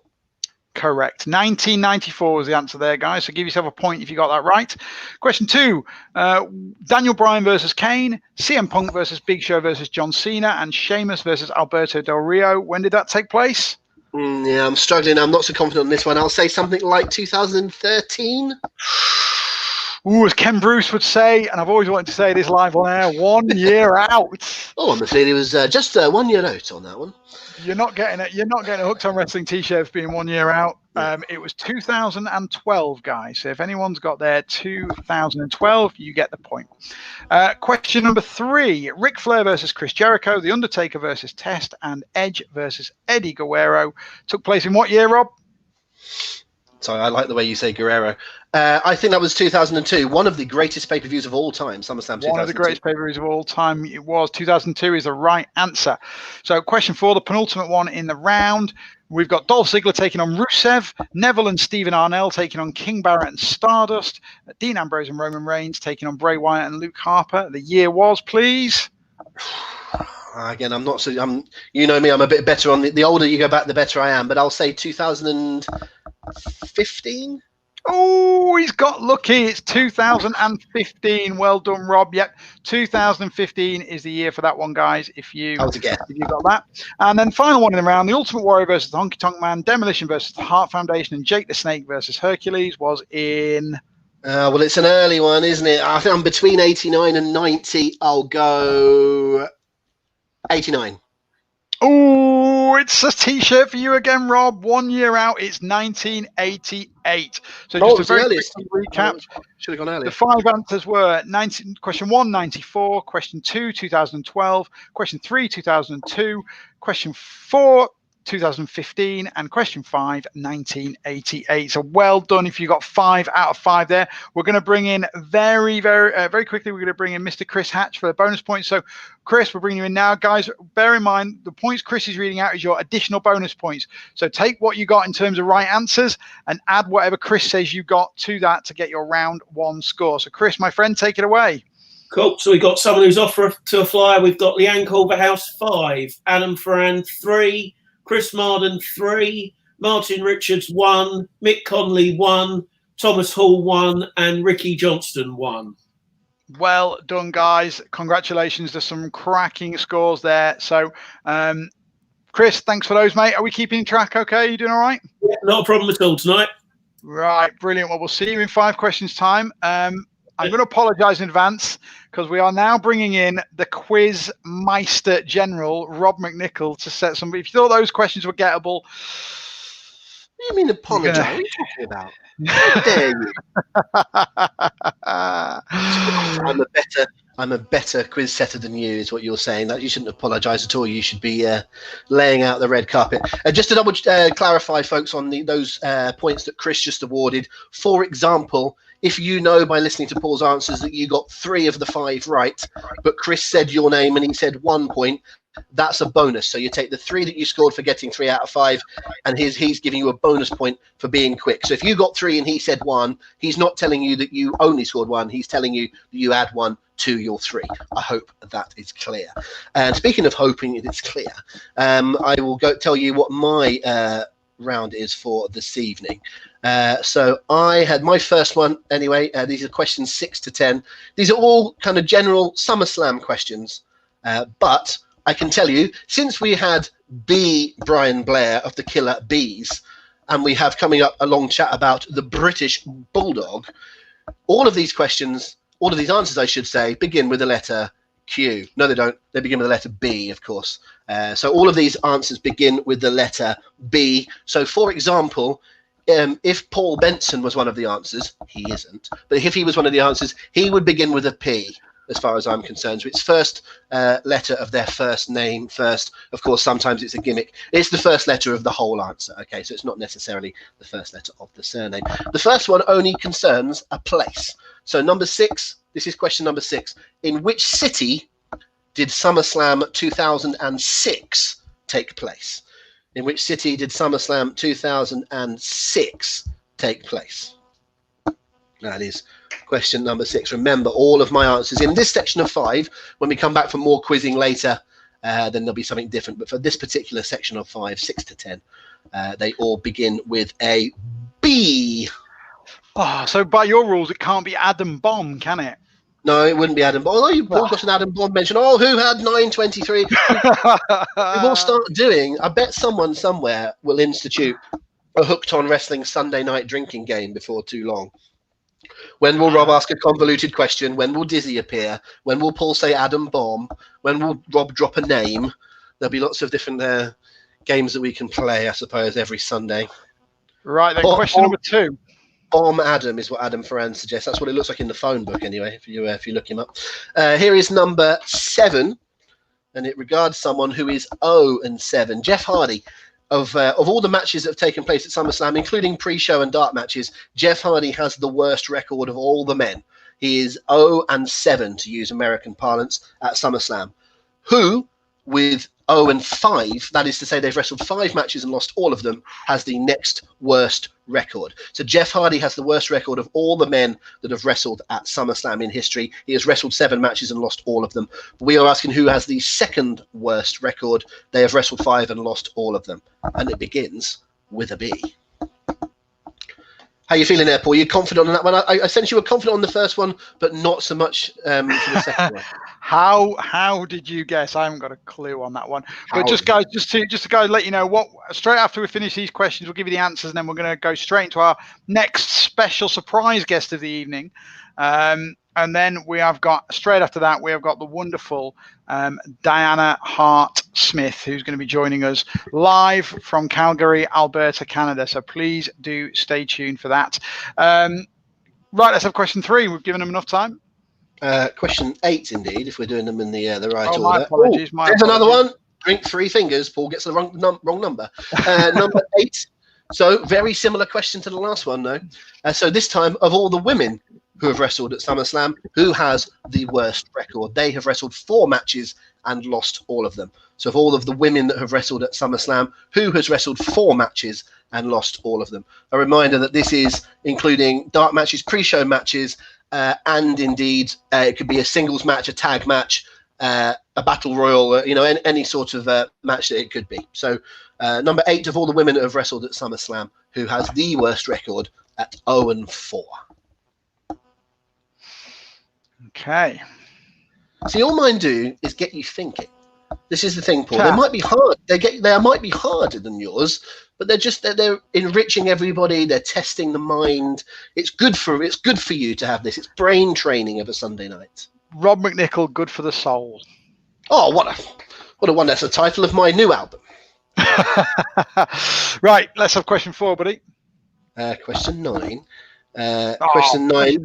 So question 2 to go of this little section, and then, as Paul says, we'll wrap it up. And looking forward to our next surprise guest. Who thinks they can guess who the surprise guest is going to be coming up next? Be interesting to see who you think.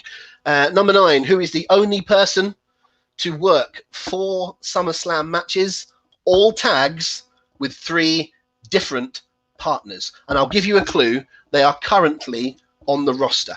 I'm not saying whether or not they're wrestling tonight, but I'll let you know that they are currently on the roster.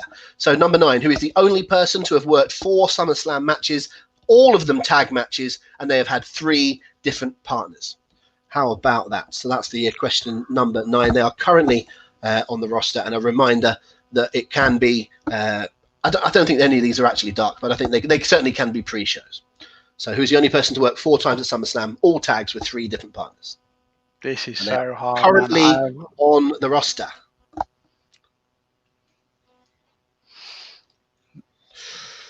Okay, go on then. Next question.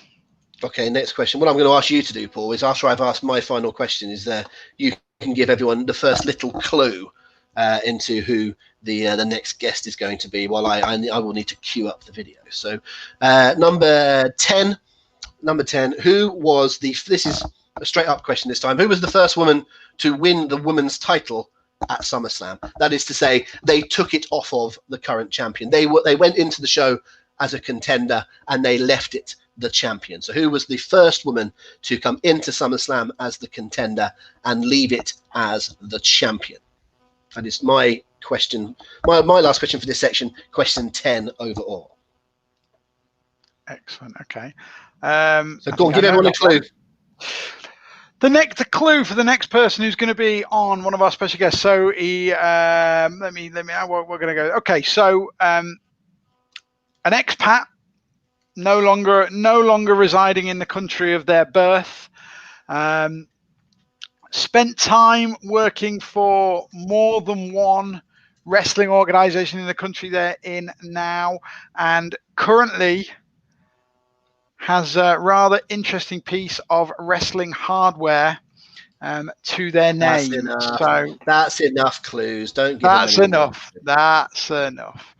Okay. So actually, we might go to Diana first. Actually, we might do that special guest after our extra special guest, who is, I've just seen, has joined us in the studio. So as soon as we've done these quiz answers, we are going to go live to Calgary, Alberta, Canada. Is that all right, Rob? Sounds good to me, my friend. Are you ready for some answers? Is Chris ready to... he's just finishing off his finishing touches, so I can give my answers to my 5 questions. You can chime in with your thoughts, Paul, and then we'll bring Chris in for some bonuses. Is that okay? Yep. Wonderful stuff. Okay, question number 6. In which city did SummerSlam 2006 take place? It begins with a B. Your guess? Boston. There's been lots recently. There's been Brooklyn, haven't there? But yes, before that, in 2006, Boston is the correct answer. Number 7, Jeff Hardy with the worst record of all SummerSlam men's histories, who is second worst with 0 and 5. I haven't got an answer for this one, I'm afraid. Give us a guess. Someone that begins with a B. Bastion Booger. Well known for having been on 5 SummerSlams. It's Booker T. Booker T has lost 5 times and not won any matches at SummerSlam. Number 8 is a similar sort of question. Who of all the women to have wrestled at SummerSlam has the worst record? 0 and 4. I'm going to say Bayley. No, it's actually a bit of a double B, this one. We had a bit of a treble B earlier on with B. Brian Blair. This one is Brie Bella. 4 matches and has lost all of them. Number 9, who is the only person to work 4 SummerSlam matches, all tagged with 3 different partners? They are currently on the roster. Bit of a tag specialist, but that might not be the case for too much longer. A tag specialist that might not be the case for too much longer. No clue. We had a very long chat about them on a podcast a couple of weeks ago, and it led to a mini falling out. Big E. Big E has wrestled 4 SummerSlam matches with 3 partners, because he's had a couple of matches with Xavier, he's had one with Kofi, and he had a mixed tag in which he worked with AJ Lee. So that's the 4 for the Big E. And who was the first woman to win the women's title at SummerSlam? I think that was Bertha Faye. It was indeed in 1995. Bertha Faye was the first challenger to come into SummerSlam and leave with the title belt. What about that? How did you get on, everybody?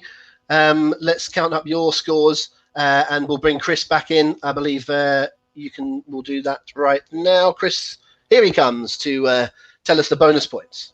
Look, much wider spread this time. We've got Martin Inch 3, Adam Ferran 2, Leanne Culverhouse 2, Chris Marden 1, Danielle Underdown 1, Martin Richards 1, Thomas Hall 1, Will Kitchen 1, Nicholas Bowater 1, and Andy Phillips 1.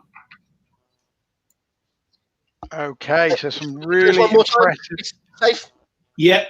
Martin Inch 3, Adam Ferran 2, Leanne Culverhouse 2, Chris Marden 1, Danielle Underdown 1, Martin Richards 1, Thomas Hall 1, Will Kitchen 1, Nicholas Bowater 1, and Andy Phillips 1. That was a tough round, so well done on the bonuses there, guys. Right, so that is the first part of our quiz done. Let us know how you're getting on in terms of points. We're going to come back to the second part of the quiz later on in the evening, but we're going to make sure we're going to split this up, so we've got plenty of variety for people that aren't quizzing and they're here for the more sort of interviewee type things. And we're going to bring on. I'm going to duck out in a minute, as Rob's going to have the honour of talking to one of our VIP special guests of the evening. Tonight it's all about when I was talking to the Smith family in setting all this up.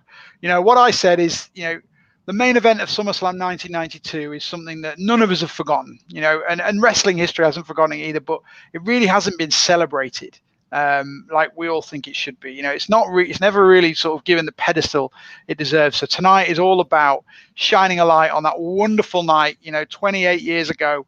I was in the crowd. I passed out through excitement and exhaustion, one of the greatest nights of my life. And this woman we've got on next was right there in the middle of the ring at the end of it with the fireworks going off. Admittedly, not the greatest fireworks in the world, but it didn't matter because the fireworks were in the ring and in the crowd that night. Rob, what are your memories of that night, mate? Some fantastic ones, I imagine. Yeah, just, extra special for many reasons, I think, as a fan, because not only was it, you were there, I wasn't there, but, for someone, obviously, when you're watching a show, as I said earlier on, when I was talking to Dean, we didn't have a lot of people from this side of the pond wrestling in North America at that point. And, Davey was literally flying the flag. So to see that and to see him in a main event was so special. And I think, Bret has always been beloved by European fans as well. So it wasn't like Davey was taking on a dastardly heel on that night. It was a kind of a de facto one because I think we all wanted Davey to win. But, as a kid, I remember loving both of those guys, and I still do. And so it was an absolute dream to watch even as a kid. And I don't think 28 years later it feels any less to me. I've watched it 3 times this week, knowing that we were going to talk about it tonight, and watch it again, and it doesn't get any worse. Every time I watch it, I still love it to pieces. Okay, well, I'm going to duck out. I'm going to leave the floor to you, my friend, because you've got a much more important guest than I. So knock me off and enjoy the interview with Diana Smith. I will indeed. Paul, thank you so much for all that. Paul will be back a little bit later on. Lots more prizes to give away, more quizzing, all sorts of other guests as well to come. But as Paul has introduced, we've got an unbelievable guest to bring on for you now, and I will do so immediately. There we go. Diana, good evening. Thank you so much for being with us. It really is an absolute privilege to have you with us here tonight. Oh, thank you. I'm so happy to be here. Thank you. Thank you. No worries. I've been so I just anticipating this day for a while. I'm so excited about it. Thanks for having me. You and me both, because when it comes to a match like this, we're certain over in this side of the pond it's one of the greatest matches that's ever happened in this country, maybe even ever. Do you still get that amount of love on a daily basis for seeing people talking about it? It must continually warm your heart that it's not something that's happened and gone away. We're talking nearly 3 decades later, and people are still so fond of it. Yeah, it changed my life for the better. I never really came down from that. It was such a high. It was such an nerve. Like I was like overwhelmed. I was had like anxiety, and at the end of it was. What a rush, as Hawk would say. But it was. I've never. I mean, every day things happen, but I've never been the same since that. It was just the fans. The match itself was unbelievable, and that Davey won, and the whole night went off. The records that were set, I'm speechless about it to this day. Well, you can't see my goosebumps, but I really have goosebumps. I still right now thinking about it. Fantastic, and we'll touch on the actual match and the night itself in just a second. But taking it back a little bit further, can you remember when you first heard about it? Was it something that Bret and Davey pitched to Vince and wanted to happen? Was it something that Vince came to them and said, this is what's going to happen? When can you remember the first time you heard about not just the fact that it was going to be at Wembley, but the fact that those two guys were going to be, that they're so special to you, were going to be in that position? What I recall was we were at home in Florida, and Davey called me and said Vince had come up with this idea. I mean, the idea of Bret and Davey wrestling each other was something I always knew would be a great exhibition, but I didn't. I mean, I had seen them wrestle before in Calgary for Stampede Wrestling, and the matches that I was privileged to see and hear about were, it's like, Davey went to the hospital, he had a cracked rib. Bret had one of them had a cracked rib, one of them had a ruptured eardrum, but it was, match that everybody was at. Back in my dad's territory, the fans could get like around the ring. They could actually sit at ringside and watch. And the match, I knew would be like that at Wembley, but I was kind of speechless when Davey told me. He said Vince wants Bret to be the main event, not just what part of the main event. And as the things moved on and over the next, what seemed like the next hour, but it was over the course of a couple of weeks. It was that's when the Goldsmiths got involved, and they said Davey needs to be main event because he's he's our hero, he's our homeboy, and they weren't involved in anything more than that. They just said, as far as I knew, they said Davey should be main event because the main event was supposed to be Ultimate Warrior and Randy Savage, and they had already done make that as the plan. So they switched this to be what was unprecedented at that time, was to make an Intercontinental Championship title shot the main event rather than the World's belt, fight for the world belt as the main event. So I was excited, but right away I was nervous about the ramifications about it was a really, really big deal for me and Davey and our family. And I was in Florida and didn't have my dad to talk to. I mean, I talked to him on the phone, but I would have enjoyed being, having his counsel, so to speak. He's like the godfather.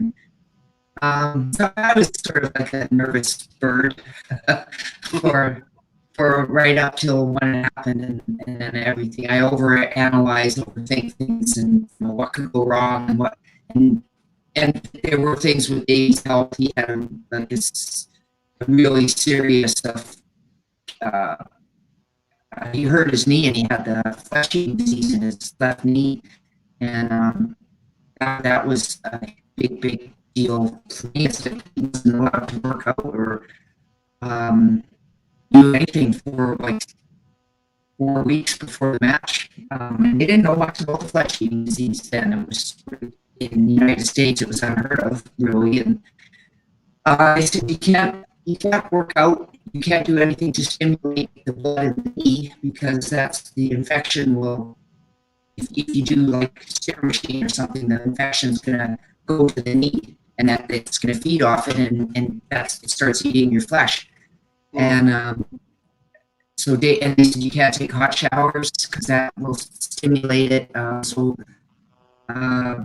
Really got to just lay low, and he was on a lot of antibiotics and sick with a fever, and and I had seen his leg getting drained, and it was really gross. It's upsetting, and I had visions of his leg just his knee bursting open, and it had healed up. It never did get where it was cauterizing like that, but during the match, I'd see him like bang his leg or do a bump, and he'd land on his knee, and it's like, oh no, with your knee is, and then how are you guys going to finish the match? And I didn't know who was going to win. I didn't know who was.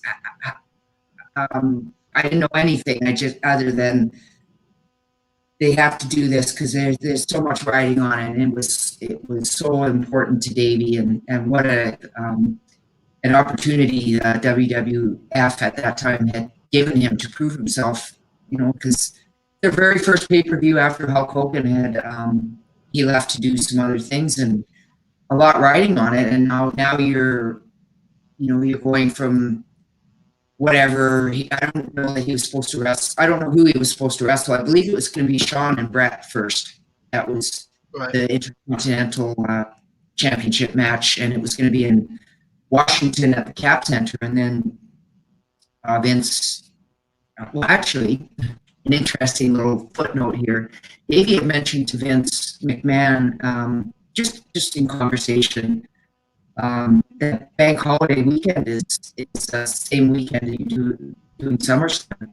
Vince was like, "What's Bank Holiday weekend?" And he said, "That's like Labor Day here, but it's a really big. They close everything, and it's like a 4-day weekend in England." And Vince just kept it in his back of his mind or the front of his mind. I don't know if he kept it in there. Thought about it, and was working with Goldsmiths, Martin and Harvey, and the next thing you know, they broke the British Telecom phone record for like 20,000 people at one time trying to book, order tickets, and then they ended up selling the Wembley Stadium over 80,000 seats in less than 11 hours, or just over 10 hours, and there was pressure for sure on both, but I know maybe from being with him, and then with his mom and dad and his family in Northern England, gearing up for it for like about 2 weeks leading up to it, and always wondering about his knee and his poor mom and dad. They were so nervous, and they hadn't seen Davey wrestle. As far as I know, they hadn't seen him wrestle live since he left to go to Stampede Wrestling. Left to go, like when he was with Dynamite, the Dynamite Kid, and they were the tag team, the British Bulldogs. They didn't do any shows that Davey and Dynamite. They did Paris and Sardinia and other places, maybe London, but I don't recall them actually going to see Davey wrestle until the SummerSlam show, and it was what his mom was so proud of. Yeah, I mean, quite rightly and quite understandably. Well, some amazing tidbits in there. As much as anything, I think the fact that you brought up Hogan, and I think I might be wrong in saying this, but I think it was the first WWF pay-per-view ever that Hogan hadn't been part of. I might be wrong, but I think it might have been the first SummerSlam. And so there must have been a lot of pressure on the two of them, but that would have been assuaged immediately because there's literally never been a pay-per-view quite like SummerSlam '92. So whatever pressure they may have felt, and indeed whatever pain Davey may have been in, and it sounds like he was in a lot, I suppose the adrenaline of coming out in that stadium probably got him through. He was probably in a bit of a state the day after, but I would imagine the adrenaline really got him through. Yeah, he felt like he had been thrown off the truck. I heard Bret say that something similar too. But, I mean, what a good, when you feel like you've been thrown off the truck, what a good reason to, you wrestled your heart out. You had this, what in my opinion, the best televised match that I've ever seen. And I've seen, there's lots.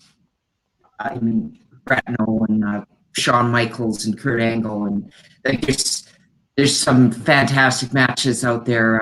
Just because it was Davey and Bret and the Wembley Stadium, and Davey won, and it was all the things that Davey had to deal with, particularly his leg and the pressure. Just to me, that it's my very favorite. And oh gosh, the fans at the end of the night, I know I was like a little ant amongst 80,000 people, but there wasn't anyone that it just went so seamlessly. Like there was no other than that they ran out of merchandise. Then they were printing shirts on site because they broke some record. I don't know if it still stands, but they broke a record for printing for how many shirts that they sold at a WWE event. I don't know, it was like 60,000 shirts or something. But they were printing them on site. And it seemed like the fans, I heard this from someone, I think it was the limousine driver, or whoever was taking us back, all of us after the match. I think the limo driver said, I don't think anybody wanted to go home. The fans and stuff. And I was like, wow, what a compliment to, it was just so incredible. I can't express how much that whole night meant to me. I was just like a little part of it, but to be there at ringside and see it and see Davey shine. The funny thing is, you say you can't express it, but I would say actually you're expressing it in your voice and in your face, because all of this, it feels like you're reliving it in your head. It feels like it was really, really recent to you. So I think that's, as much as anything, for anyone everyone watching this will have fond memories of it, or if they're too young to have remembered it, they will have gone back and seen it, but they will all have those feelings. So whatever they're feeling, dial it up by X amount of times, and then they might come somewhere close to how you felt about it. In terms of your particular involvement, you were mentioned several times. Clearly, you were the link between the two in real life and on screen. You were mentioned in the build-up. You were interviewed just before the match on the broadcast, and then you came into the ring afterwards. How ahead of time was all of that done? Were you ever reluctant to do so? Whose idea was it, and how did all that feel? Your personal involvement in it all. I was emotionally attached to the match and wanted to be a part of it, but. And I had been, and they did interviews up in Calgary very early July. And I was hearing a lot of just different things. And sometimes I just shake my head. I get really emotional, but remember crying in one of the interviews because I thought, well, what if one of them gets, what one of them breaks the other one's leg by accident or something, or just things. I've seen things go wrong, and even up at that young age, I wasn't like 5 years old or anything. I had seen a lot of things happen. I thought, what if one of them really does break the other one's leg or rib? Or, I don't know. My mom was a nervous wreck too. So anyway, I'd done these interviews at the house, and that's when I got the call from Davey, and he said, "You need to come home. I'm sick." And I was like, "What do you mean you're sick?" He said, "I don't know. They don't know what it is, but he had called me a couple of days before, and he said he had hurt his knee wrestling Mike Sharp in Salem, Massachusetts, and then went to the TV tapings the next day." And Vince McMahon saw him and said, "What's wrong with you?" And he said, "Go to the hospital." Went to the hospital, and he said, I hurt my knee yesterday. So they took x-rays. They couldn't see anything because it wasn't like a break or there was nothing to see in an x-ray. It was flesh and muscle that was bothering him. And he went, Vince sent him home. He said, you need to just go home because you can't do anything here. Go home. And I think he only had another day on the road anyway. So he went, he got picked up at the airport by Jim Neidhart, my brother-in-law, who wasn't with WWF at that time, but we were neighbors, and was married to my sister Ellie, and Jim picked him up because I was in Calgary. I couldn't pick him up. Anyway, Jim picked him up, and he's like, "Davey, what's wrong with you?" Davey's like, "I don't know. I feel like hell. I don't just."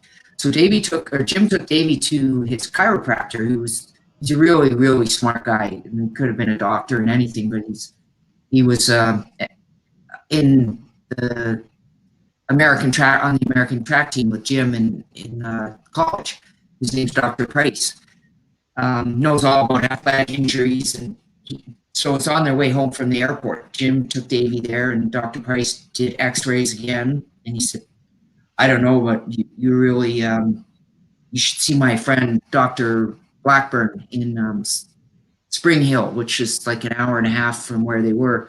They drove out there, and then he gave Davey some antibiotics, and he said, "I don't know what to tell you, but we're going to," he took a sample. He took a syringe of fluid out of Davey's leg. It wasn't a lot. It wasn't like his leg was swollen up, but out of the knee, and then he took it to be tested, and that's when Davey called me. It was the next day in Summary and said, "Can you come home?"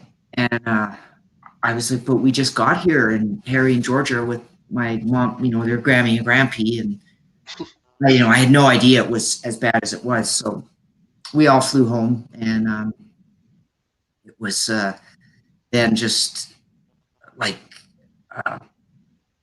kind of living day to day on it, and just getting it better.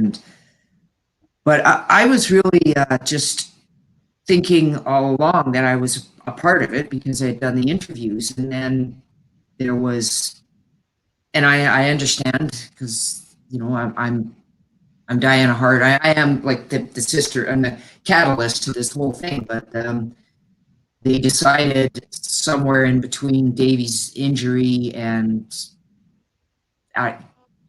just prior to SummerSlam that they were going to get Princess Sarah Ferguson to go down, be at ringside. Mm-hmm. And I was totally confused. I was like, why? I mean, I know she's Princess Sarah and she's royalty, but I didn't understand what she had to do with this. And I was kind of hurt, but I went ahead and I bought my jacket, which I have here. I'll show you my SummerSlam jacket. Oh, fantastic. And I found it in saw it advertised. It was in one of these, I don't know, it was like a designer, like in the first few pages of the Vogue magazine for July or June. I think it was July. But Kirsty Turlington was on the cover of it, and I always like the cover of the magazine. Anyway, I opened it up, and it's like this jacket, which I have, my beloved jacket, and I ordered it, and I went to. I thought, well, if I'm not a part of it, you know, I have my jacket, and I want to be there. It's, you know, like, you know, I can't be too much of too childish about this, but I was like deeply let down at the. It's like, well, how can I compete with Princess Sarah Ferguson? Well, now Sarah Ferguson, but there was an incident that had happened, and she was unable to appear at it, which was a few days before, while I was in England with Davey and his mom and dad, and was actually in the house when the call came, and they said, "Did Diana come with you to England?" And Davey's like, "Yeah, of course she did." Like, you know, but I guess they thought maybe I didn't go because I was not needed, and pretty sure Davey bought all of us our tickets to go over. Anyway, the next thing you know, I'm back in the, you know, twist of fate. I'm back in the show again, and but I look at it now. I mean, it was really. I was just so happy to be there, but I was a complete nervous wreck. You know, I can see it when I look at the interview, but at least it was real. Like I spoke from my heart, and you know, I didn't really care what I looked like. I mean, it's not like I went in there with, you know, like. I mean, I tried to be presentable as I could, but I mean, I didn't have my hair done, or I mean, it wasn't my thing to wear a lot of makeup either. It was just me. Like, I can't be, you know, I could hardly put mascara on. I was such a nervous wreck, and I just. You know, I look at everything now and I see it. It's like, gosh, you know, I my hair and stuff, but it was totally from the heart, and I hope that comes through. That I was there to watch Davey and, you know, my husband and my brother have the match of their lives, and certainly up to that point. And you know, I wasn't there because it wasn't my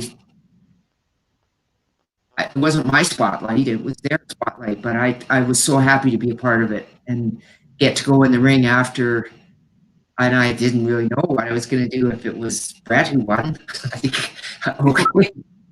I just would have been, you know, happy for him too, but, you know, bottom line, as Steve Austin says, the bottom line, I wanted Davey to win so much, and he won. And I was like, should I go in or should I not? What should I do? And I waited, and like, you know, thank God they hugged in the ring, and then it's like, I think I can go in now, and I crawled under the bottom rope, and, you know, it was just totally ad-libbed and off the cuff, but natural, you know, nervous as I was, but natural. And Davey said, when he hugged me, he said, "How was it?"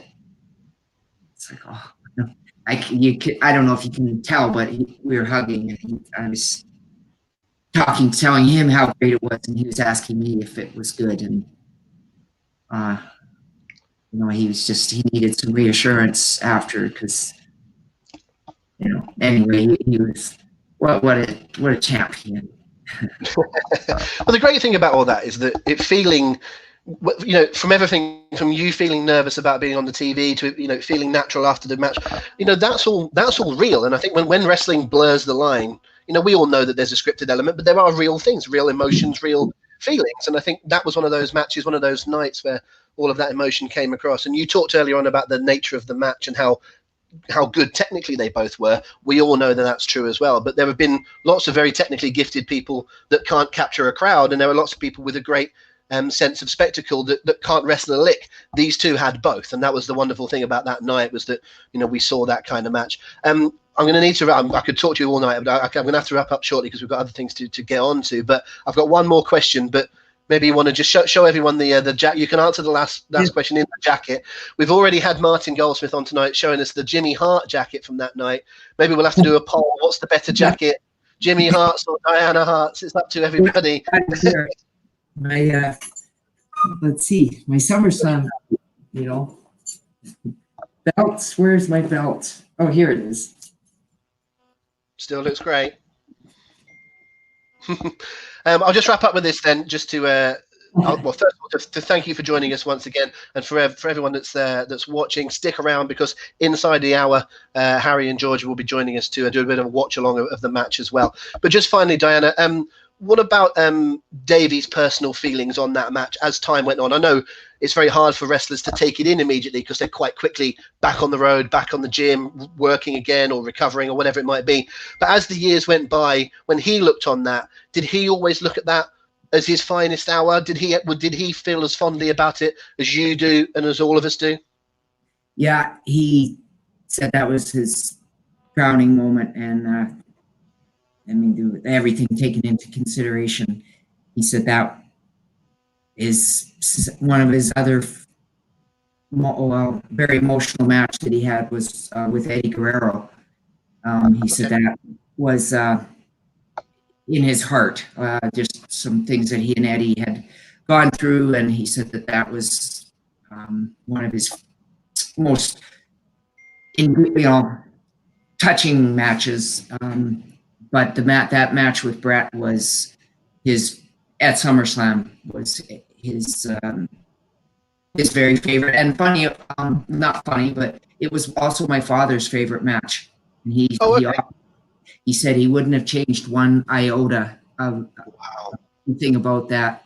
And he kept saying to me, he said, you know, to get a match like that on film with everything, he said, you know, they're lucky that they got that on film, because there have been, you know, great matches that you have and great rehearsals or great whatever, but you don't get it on film. But they got that, and you know, just so happy, grateful,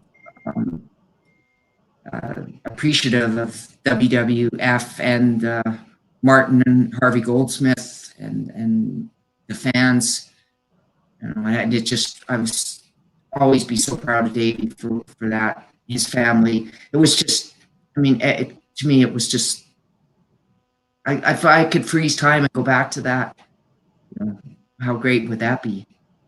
It would be fantastic. Well, the beauty of the WWE network and things like that means we can go back and watch it, and indeed we will be doing so within the hour. So stick around, folks. We're going to be watching that match together very shortly. Diana, what wonderful words to finish with, because if anyone knew about a wrestling match, it was Stu, and I would imagine that as much as we're positive about that match, that comment would have meant the world to both Davey and to Bret, I would imagine. I can't imagine there's anyone in the world that either of them thought the opinion of higher than your father. So that's a wonderful thing to end on. Thank you so much for joining us tonight. Sorry we couldn't go a bit longer, maybe another time. Thanks but for the really appreciate being here. Thank you. Always, thank you very much.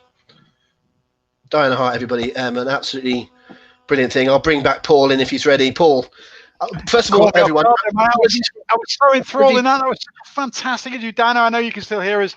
Thank you so much for that great interview. We all look. You know, I was sat there, hang on every word, and I know everybody in the comments was doing the same. And you know, just to sort of bring it home as well. You know, if we've got Wrestle Merch Central have got a British Bulldog Davey Boy Smith store out there right now, and if you want to go and celebrate our favorite wrestler in UK history, then you can head to Wrestle Merch Central and buy one of those. They've actually got a 10% discount on any purchase tonight. If you go with the code HOW10, you can get 10% off any of that Davey merchandise, any of our merchandise, these nice t-shirts. We're going to be sporting some more of them later, but it feels almost churlish to put a plug on the end of that, because that was genuinely one of the coolest things we've done. You know, we've been doing Hooked on Wrestling for 7 years, and having Diana Hart Smith on our screen live from Calgary with the jacket on. We've had the two most iconic items in SummerSlam history. The two most iconic jackets, and that was, why do we remember a jacket? I have no idea, but we do. If you'd have held that jacket up completely out of context, without Diana there, without Davey Boy there, just held that jacket up in an empty room, I could have told you exactly what that jacket was. That's, I can't remember what I had for dinner last Thursday. It's but I because do it's a remember snapshot. It's a moment in time. It's when you can go back to something like that. It could have been anything, you know what I mean? But it's the fact that you just link to something. But it shows you how special it was, because we actually spoke briefly on the podcast that we did this week. We talked about one specific match, which I said I think it's one of the best matches I've ever seen, but I didn't love it. It was a match from only a couple of years ago, which is technically speaking, it was as good as it could be, but there was something a little bit missing. And the thing is with Bret and Davey, it did have everything, and it's not hyperbole. It's not us being biased because we're British or fans of Bret, fans of Davey, or because we're talking about it today. The reason we're talking about it is because it was so perfect. And the fact that what Diana said about Stu saying that as well, that really is the icing on the cake as far as I'm concerned.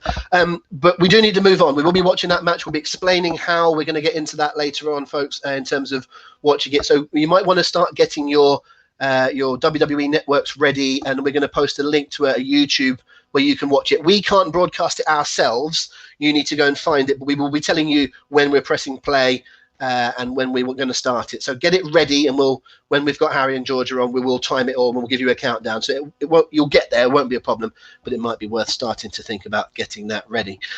So we've still got lots of things to come. We've got that watch along. We've got to finish the quiz off. We've still got lots of things to give away. We've still got some more surprise guests. Crikey, it's 10:05. We've got to do all of that in the next hour and 55 minutes. Wish us luck, everybody. Could be a quick quiz.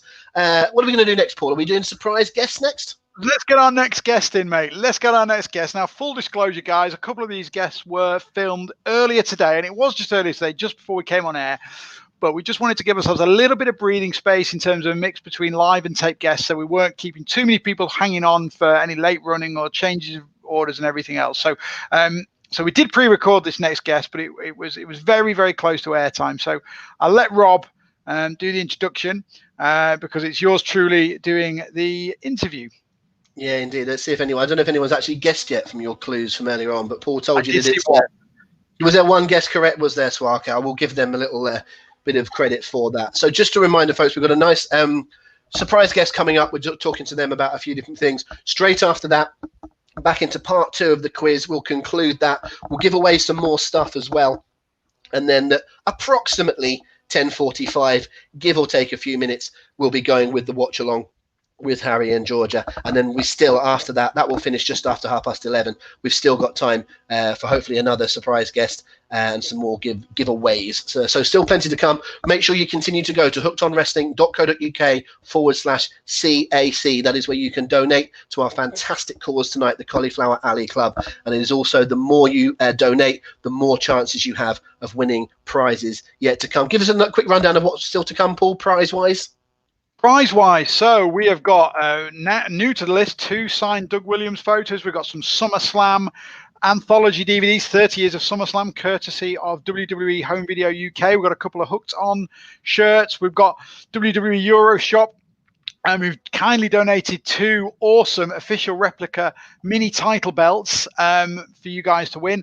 And we've got another Wrestle Merch Central tee as well. So we've got quite a bit to go, guys. We do need to raise some more funds. If you've already donated, thank you so much. If you haven't, please get involved. It's an amazing, amazing cause. So not only are you donating to, giving back to these guys who have given their bodies and their lives to us, and their, and their family time and everything else over the years. They've given so much to us, and when they need us and when they need a bit of help from an outside source, let's give a bit back to them. So we'll give a few more prizes away after this next guest, and then we'll go into the second part of our quiz. Brilliant stuff. Okay, so let us. We're going to spring up our video in a second. Just bear with me, everybody, while we do a little bit of loading in here. But Paul recorded this earlier on today, and in fact I think he'll mention at the start of the interview that he's recorded it earlier on today at the time where he's recording, which is confusing, but it did take place earlier on today. It was a great little get. We really appreciate the person coming on. Let's see if you can guess who is going to join us. Okay, so recorded earlier today before we came on live TV. and we were lucky enough to talk to one of the British wrestlers of his generation. He is the first ever British World Heavyweight Champion of an American.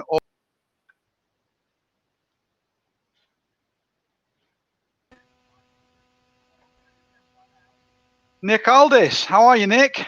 Hey, Paul. I'm good. I'm good. Thanks for having me. You're most welcome. Thanks for finding the time in your schedule. So, what's going on? You know, life as the NWA champion must be all good fun. Sure. Yeah, I'm gonna go and work some ring rust off later because I've got a match next week in Texas. We're finally sort of starting to get some matches on the books. So I'm gonna go down and Tom Latimer. You know, he's a trainer at a school in Clarksville, just about an hour away from here. So I'm going to go down and roll around with him a little bit and try and work off some of this ring rust. Yeah, look, you know, obviously it's been a bit of a weird time for everyone, but we've been sort of pivoting and, you know, trying to sort of figure out the best way forward for the brand and for the company. And we've sort of started to carve out a bit of a way forward. So yeah, it's sort of looking exciting now. And obviously, after last night, I think people are sort of realizing that perhaps there are other elements to this that could be kind of interesting and exciting for the business overall moving forward. So yeah, it's an interesting time, and it's fun to be in the middle of it all, sort of doing all these new things that have never been done before, and you know, facing these challenges, because that's really what you can look at it as, it's terrible, you know, it's really hard and this and that, and it is, but at the same time, you got to sort of enjoy the challenge part of it, you know. Yeah, I completely agree, and you know, no one personifies that from British wrestling more than you. I remember back when you started with TNA, and I think I was there on your first media tour, and you've certainly come a long way in the intervening years, that's for sure. Yeah. So what we want to talk about today, we're doing a SummerSlam 92 appreciation night. We're bringing the fan, you know, like you said, it's been a crazy, weird time. So we're broadcasting to all these fans who would normally be at our viewing parties tonight. And, you know, we're talking and discussing SummerSlam 92. So you were around then. You were a wrestling fan as a little boy. Like, you know, what sort of influence did that have on you? You know, did that pique your wrestling interest, put you on the path to where you are now? I think, you know, at the time, I just couldn't. I remember sort of, it didn't even seem real that it was happening at Wembley Stadium, you know, and because I just thought of it as this American thing. And I grew up in Kings Lynn, where, you know, well, actually, I was born in Kings Lynn. I grew up in Docking, a little village outside Kings Lynn. So it's like, you know, it just seems so far away. It didn't, you know, the idea that like, you know, because you have to understand, I didn't have Sky growing up, so I was familiar with, and this is a testament to the quality of WWF branding, because like I was familiar with all the characters and everything more from the toys and from the computer game and the annuals and stuff. But my mates at school who had Sky would either like record it on VHS for me, or I would go and watch it at their house. But I wasn't at that point in time. It wasn't like I was sort of, you know, I wasn't immersed in the angles and the storylines and stuff. Like I just kind of knew who everybody was, which is, I think is an important element of this. And again, like I said before, is a testament to the quality of their marketing and booking and branding back then, because you didn't even have to follow it sort of week to week to be like, oh, that's the Legion of Doom, or that's Earthquake and Typhoon, or that's the Big Boss Man, like that's Bret the Hitman Hart, that's the British Bulldog, that's the Undertaker, you know, the Ultimate Warrior. Everyone was a character, and they were so sort of distinctive, and you know, their personas, that it was just like, it was like a cartoon. And you know, as a kid, that's the, you know, that was, I mean, that's why I was so hooked on it, because it just seemed like larger than life. But when all my friends started talking about SummerSlam, you know, and it was at Wembley, and I remember thinking, Wembley, like that's a football stadium. It doesn't, you know. And then when, you know, and then obviously when I found out, and it was Davey Boy and Bret, and I remember just thinking, oh, like because obviously I knew that I love the British Bulldog, you know, we all did, but I loved Bret Hart. Like Bret Hart was my hero, and I remember sort of just having this sort of weird feeling, because it was that was without question the first match that I ever remember where I was sort of thinking, I don't know who I want to win, you know, because it was always very cut and dry then. You know, it was very much like, it wasn't like it is now where it's like, oh, this is going to be an epic match. You know, it was always more about like, I want him to win. You know, I want that guy to beat that guy. And so I just remember thinking, I remember sort of being a little self-conscious, thinking, oh, I kind of like Bret Hart. Like, I don't, you know, it was just too scared. The Englishman guilt. Yeah, you're too scared to say anything. Oh yeah, British Bulldog, yeah, you know. And I was obviously, it was cool that Davey Boy won, because I think later on, you know, it plants that seed in your mind. And I'm sure that a lot of my generation probably felt this way. But it was that's planted that seed in your mind, like, oh, maybe you can do it if you're British, because this is the thing you have to understand. As a kid growing up in like rural Norfolk, like people laughed at me when I said I wanted to be a pro wrestler at all, not one on television or, you know, that would travel the world. Just want to be one at all. It was like, what? How are you going to do that? You know.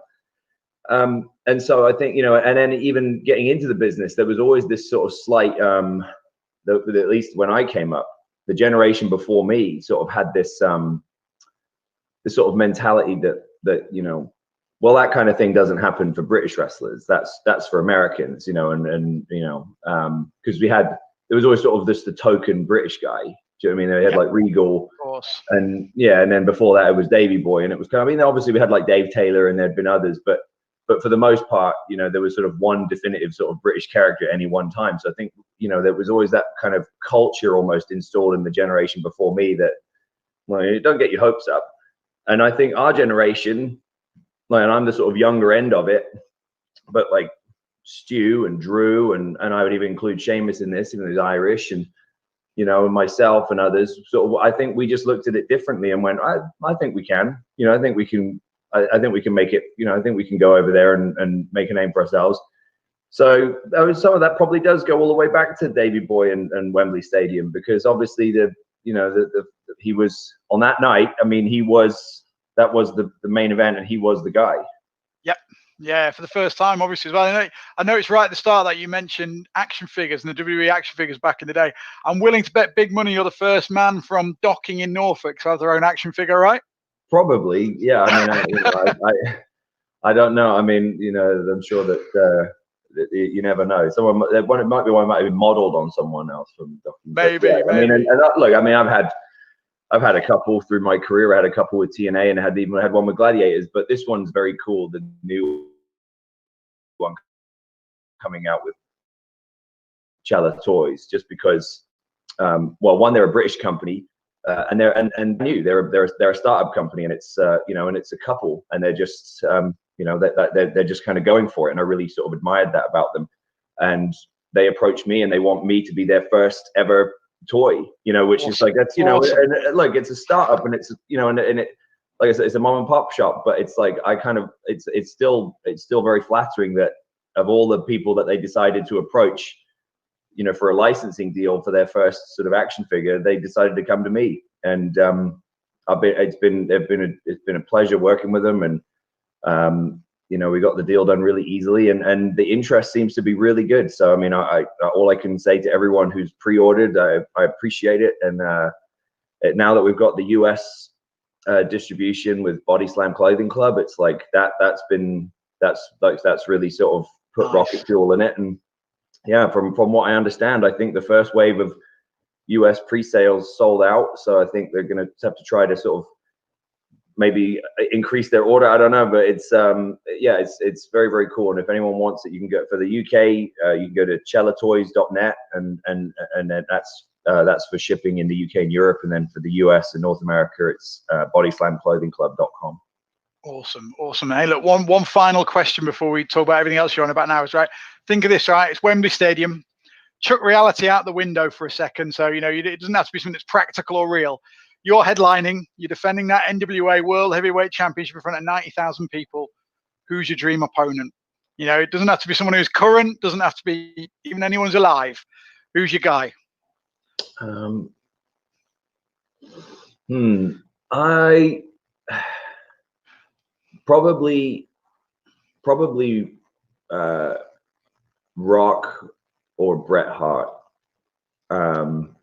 they're probably the two guys who have sort of influenced me the most. But there's so many more. But I mean, if it's anyone and it's for the moment and for the sort of the feel and the prosperity, yeah, I would say either those two. I mean, maybe in terms of for the actual quality of the match or for the sort of for someone who would fit my style, I would probably say like Shawn Michaels or Ricky Steamboat.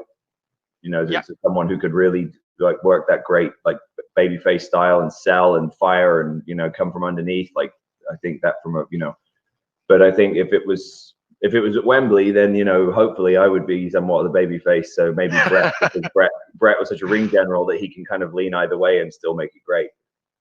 Absolutely. Well, what a match that would be. What a match. Hey, look, so I hear that you're going to be back on our screens in the UK soon through Fight. That's right, isn't it? You with your new NWA series. Can you tell us a little bit about that? Yeah.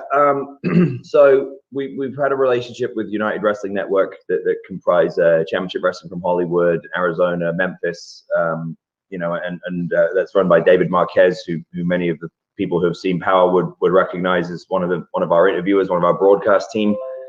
And he was approached by on-demand pay-per-view about a weekly time slot, with Thunder Studios in Long Beach, California, to do some live broadcasts for wrestling. And so Fight then got on board when they basically said, if the NWA is on board, then we're on board. So we decided to jump in, and it's a platform for us to be able to shoot some new content and get back to work. Power, to what we just decided, that Power without an audience just wouldn't be the same, and we didn't want to sort of ruin that magic.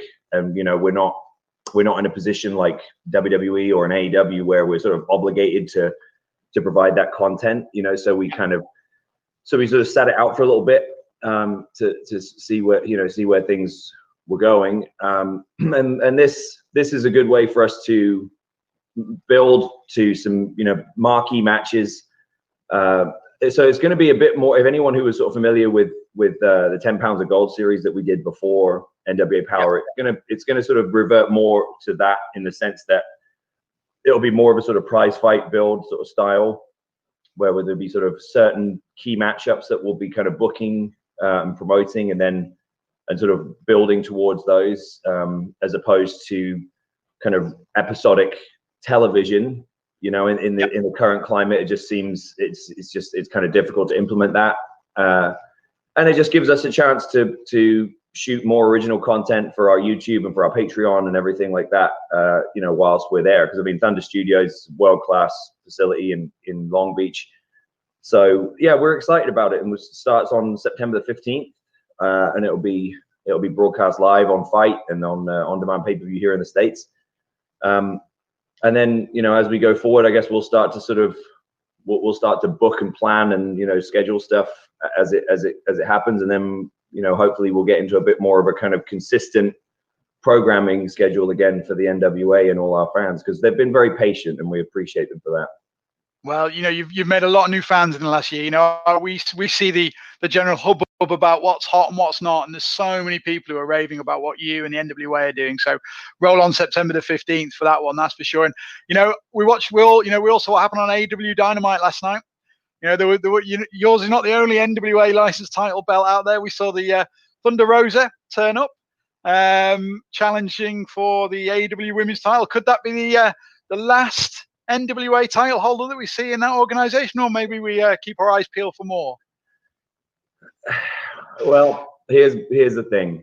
If you can go back and look at any of the interviews I've done since we started this thing, in 2017, and we've been very consistent from the beginning, where I've said that we're open for business. And what I mean by that is, I walked into Ring of Honor and defended the title in Ring of Honor multiple times. We made All In happen, which was a perfect example of multiple different organizations and different contractual obligations and different, objectives and values all coming together and going, okay, what's the most important thing? Is the fans. What's the best way to make a moment, to make a moment in time for the fans of the industry. and we pulled that off. All of the people involved. So I think the NWA has set a precedent really from the beginning that we are willing to do that. We're open for business, and we're not just saying it to sort of to create clickbait. Like, we mean it. I've defended the title in China, Australia, Puerto Rico, or all over, like in Europe and the US. So it's not, and we multiple different promotions, House of Hardcore, Ring of Honor, and now Thunder Rosa is gonna go to AEW because she's one of the best in the business. And and the NWA has a track record of making their championships, their champions, and their big matches mean something and feel important. So anybody who wants to sort of plug into that energy source, they just have to pick up the phone, because like I said, we're here, we're ready, we're open to do business. Like we've said this from the beginning. Like we'll work with anyone. We'll work with WWE. We don't care. Like ultimately, it's like if there are matchups that fans want to see, who's stopping that from happening? It's not us. We're open to it. I love it. Nick, we'll leave you there to enjoy your day. Just on behalf of the Hooked on Wrestling fan base, I want to thank you for your time. I want to make sure that you carry on representing the UK with pride, carrying that gold on your shoulder, and best of luck with the restart. Thank you very much. Take care. Bye-bye. All right, see you.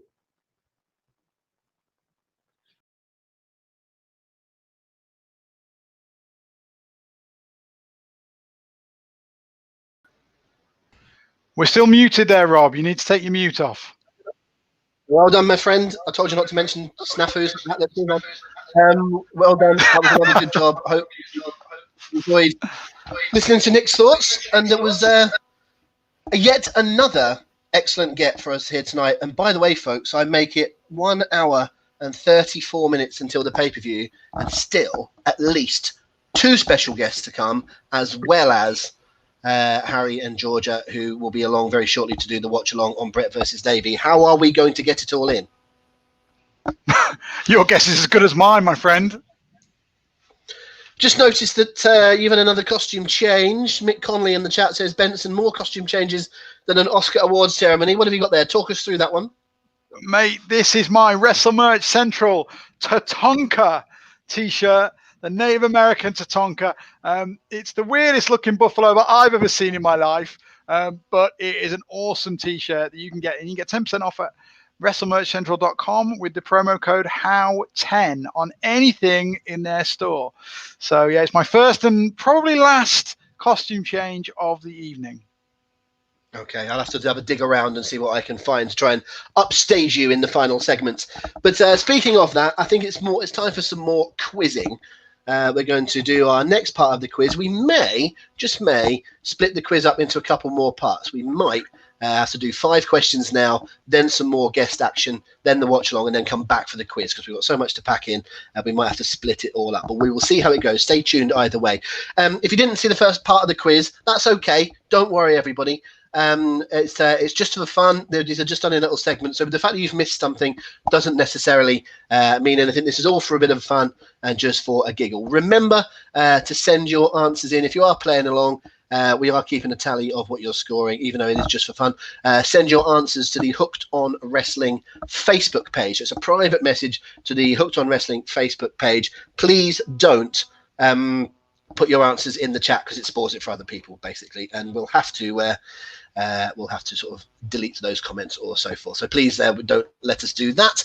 But Paul, I believe it's your turn to engage us with 5 more belting bits of trivia.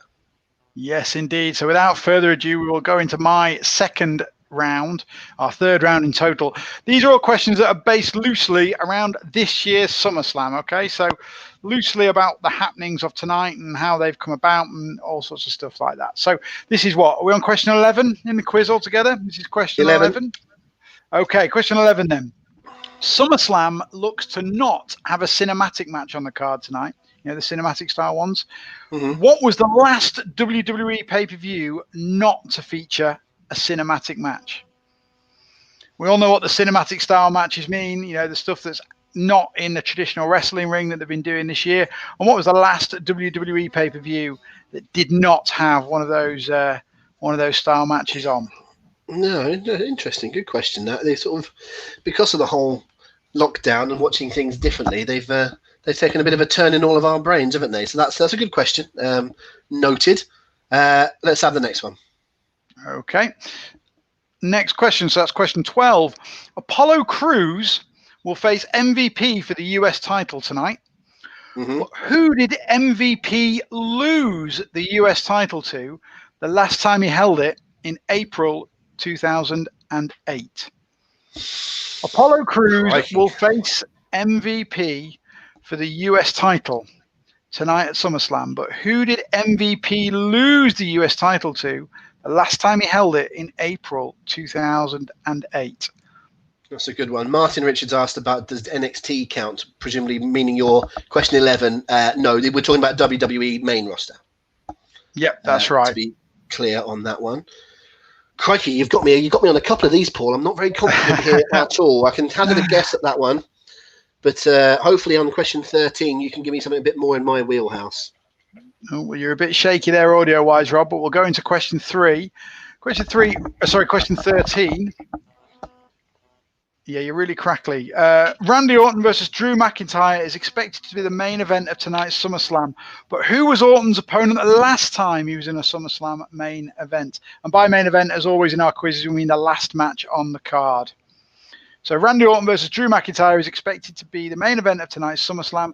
But who was Orton's opponent the last time he was in a SummerSlam main event? Okay. Is my audio any better? Do I need to go away and come back? Yep, no, you're good, mate. You're good. Okay, excellent stuff. So that was our I've got that one down to 2. I've got that one down to 2. I can think of 2 main events for Orton, but let's see if you can narrow it down further. But we'll go on to question number 14. So the second to last one in my little block here before we go to our next special guest. In what city, it's a simple one this, in what city is tonight's SummerSlam taking place? And the answer is not the Thunderdome. That's not a city. Excitingly as that sounds, and excitingly as it is, that is not the answer. In what city is tonight's SummerSlam taking place? Oh, crikey, I should know that, shouldn't I, off the top of my head, because of where they've all moved it to. Okay. You know I'm not very good at the more up-to-date things. I'm sure our listeners are doing much better than I am in my head right now. We would think so. Okay, and the next question. Asuka will wrestle twice tonight, but who was the last person to wrestle 2 matches at SummerSlam in one night that do not include Money in the Bank cash-ins? Damn! Asuka I will thought wrestle I had twice that. tonight, but who was the last person to wrestle twice in one night at SummerSlam, not including Money in the Bank cash-ins? Just whilst you are thinking about that last answer, guys, before we go to our next guest, I just want to say a big shout out. We're going to just do one shout out tonight. Is to a little friend of mine. His name is Orlando. Okay. Orlando was meant to be flying out to SummerSlam for his first WWE pay-per-view tonight. He was meant to be at SummerSlam in Boston. He had all his gear. He's a massive AJ Styles fan. Obviously, circumstances have suggested he's not going. So I said to him and his granddad, I would give him a huge shout out tonight to Orlando, who is a massive WWE fan and a good friend of Hooked on Wrestling. So Orlando, hold on, mate. Be patient, and you will get there, mate, to your first pay-per-view in no time, I am sure. In fact, I sat next to Orlando when we watched our next guest in action when I last saw him. So we're just going to do these answers really quick. It's going to take us 2 minutes, then we are going to unveil our next guest. Right, so the first question in the block. So question 11 asked you, SummerSlam looks to not having a cinematic match on the card. What was the last pay-per-view that didn't have a cinematic match? Rob? I'd have to go the Rumble. It was actually Elimination Chamber. So if you've put Elimination Chamber, guys, that is the right answer. Question 12, Apollo Crews will face MVP for the US title tonight, but who did MVP lose the title to the last time he held it in April 2008? I don't know. So I'll go a percentage answer. I'll say Matt Hardy, because I know there was a lot going on around that era with MVP and Matt Hardy. Matt Hardy is the correct answer. Question 13, Orton versus Drew McIntyre expected to be the main event of tonight's SummerSlam. Who was Orton's opponent the last time he was in a SummerSlam main event? I would think Brock Lesnar. Correct. Correct. It was Brock Lesnar. Question 14. In what city is tonight's SummerSlam taking place? Another shout out to your mate, Orlando. It is indeed. It is indeed. I thought I'd do it around about this time. So Orlando is the answer to that one. And finally from me, Asuka will wrestle twice tonight at SummerSlam, but who was the last person to wrestle twice in one night at SummerSlam, not counting Money in the Bank cash-ins? Rob? You know, I can't think of one specifically, so I'm literally going to say the last person I know to have done it. There's probably been someone in the interim 25 years, but I'll say Bret Hart and hope that no one else has done it since. Bret Hart is absolutely correct. In 1993, he wrestled Doink the Clown and Jerry Lawler. So, mate, that's a good 4 out of 5 for you. I'm going to rush this. I'm going to bring in Chris to give the bonus points out really quickly, and then we're going to go our next guest in 30 seconds. So, Chris, what have we got bonus points wise, mate? Oh, can't hear you. You're still on mute, Chris.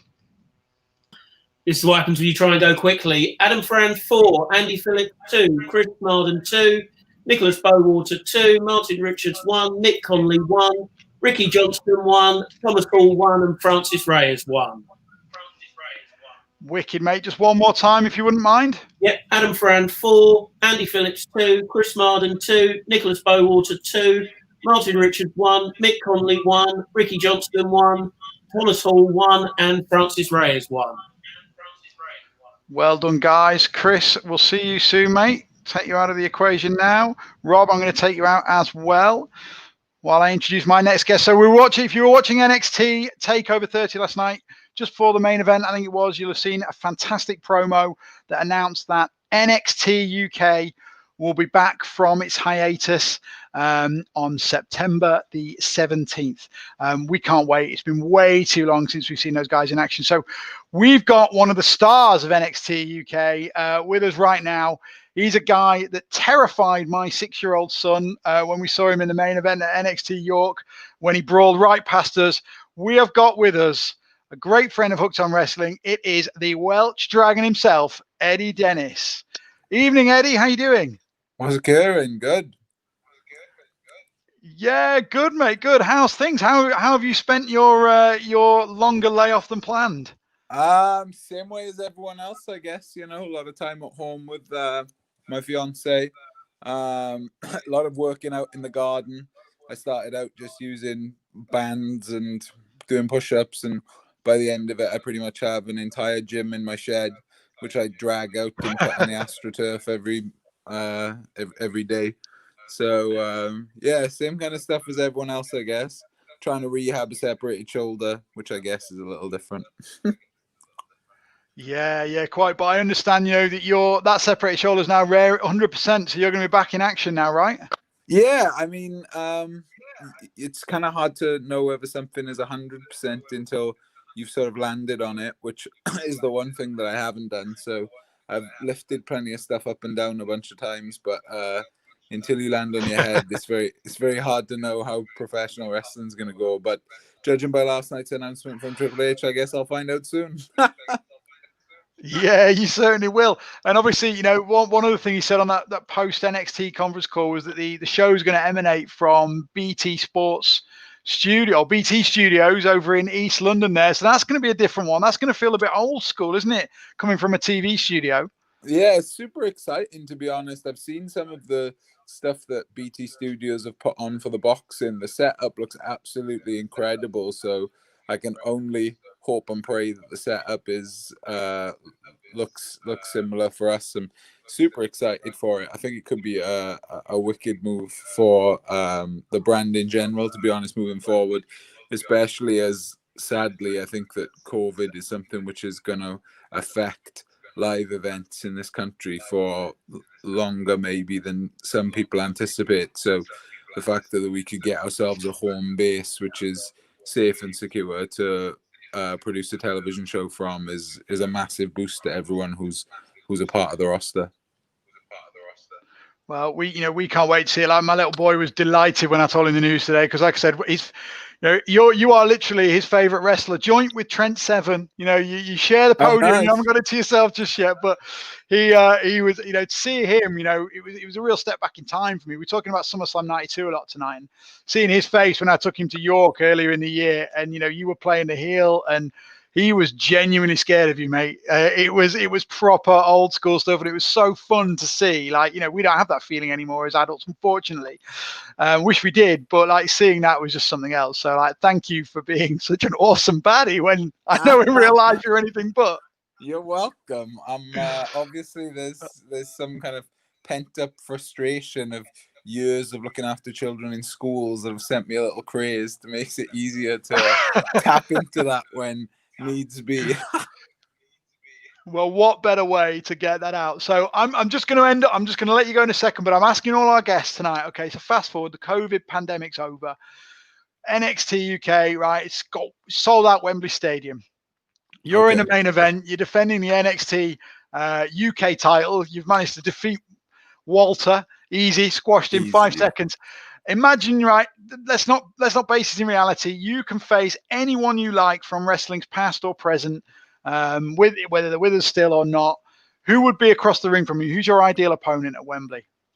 I always think that this is something which differs greatly from a active professional wrestler to someone who's a wrestling fan, because I think when you grow up as a wrestling fan, you have all of these sort of fantasies of wrestling, Stone Cold Steve Austin, Shawn Michaels, the Ultimate Warrior, and stuff like that. But the truth is, you get to a certain point in wrestling and you realize that the people who you've surrounded yourself with to get there in the first instance are the people that feel more special to you. So the truth is, it would probably be like a triple threat match with Pete Dunne and Mark Andrews or something. It would be people who I grew up in the industry with, as opposed to some, dream match with Hulk Hogan.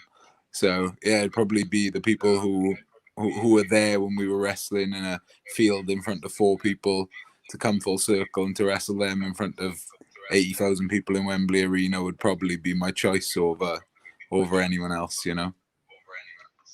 Mate, what an awesome answer. Different to everybody else's, so we really like that. But look, Eddie, it's late. We're not going to keep you. You need to get your rest if you're going to be back in the ring at 100%. So, mate, thank you for joining us. I'm not going to miss SummerSlam. Come on. Well, fair enough. Fair enough. $9.99. Oh, mate, you're earning your corn. I like it. Eddie, take care, mate. I'll speak to you soon. Thanks a lot. Cheers. Thanks, Paul. See you later.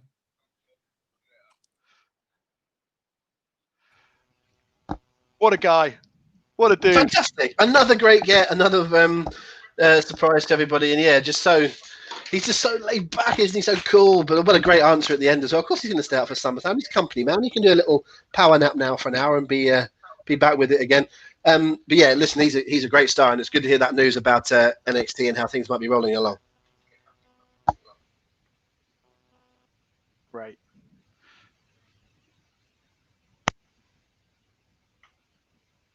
You there, Rob?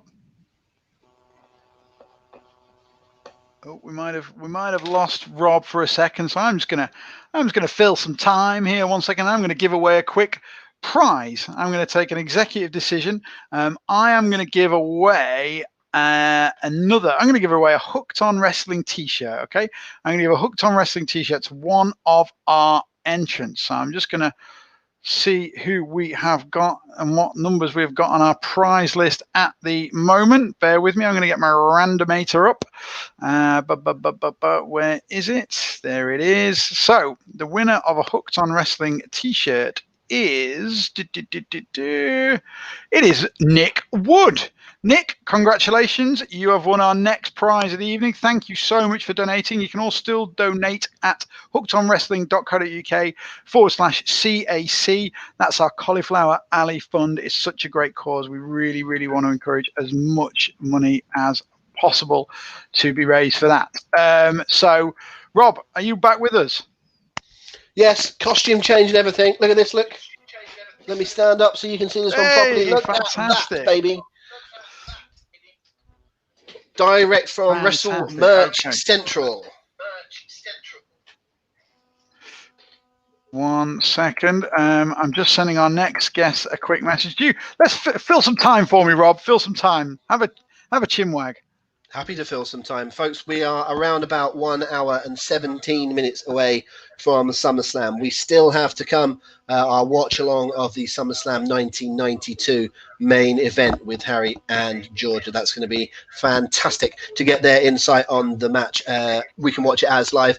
We have put on the YouTube and Facebook videos a link to the YouTube channel where you can watch it. So if you want to get yourself ready for that, we're essentially going to, on the network, we're going to start from when Howard Finkel starts his announcements, which on the network is 2 hours, I should say, 2 hours 13.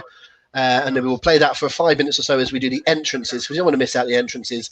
The YouTube video starts on the ring bell for the start of the match. So we will give you the cues for both of those. Don't worry, you'll be with us. But the more important thing anyway is listening to the guys as they talk about their memories of their dad and all sorts of other things regarding that. It's something I'm really looking forward to.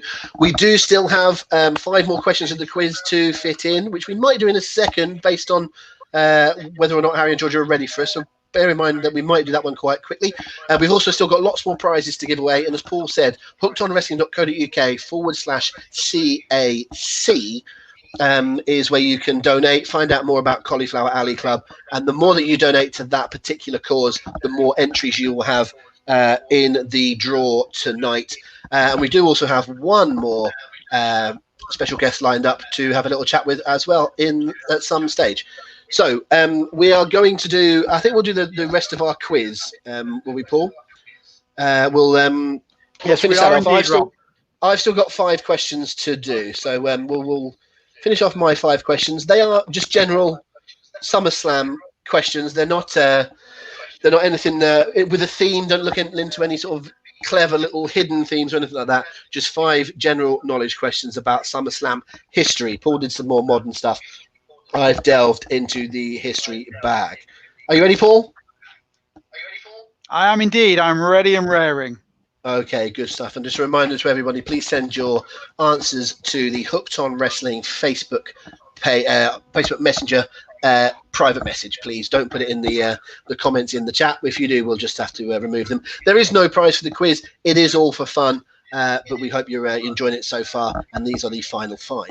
Okay, question number 16. So when you send your message, put 16 and then your answer so we know what one you're on. Number 16, who has wrestled the most opening matches in SummerSlam history? This is the main card that we're talking about. So no pre-shows, nothing dark. When the actual pay-per-view starts, generally speaking, about 5 past the top of the hour. Who has been in the most opening matches in the history of SummerSlam, in the 32-year history or so? Okay. Confident on that one, Paul? No, but we'll go from there. No, not really. I'll tell you, folks, for those of you that are trying to work out who it is, this person has been in 5 opening matches. It's 5 different opening matches. Number 17, at SummerSlam 1996, there was a 4-way match for the tag titles. We've been talking lots tonight about wrestlers that are related to one another, of course, because of Bret and Davey. So in this match, the 4-way match for the tag titles, what was the only team that was not a pair of gimmick relatives? So there were 4 teams. 3 of them were pretend relatives. One of them there were no relation whatsoever. So which was the only team in that 4-way match that was not even pretending to be gimmick relatives? They were not related at all, either in story or in reality.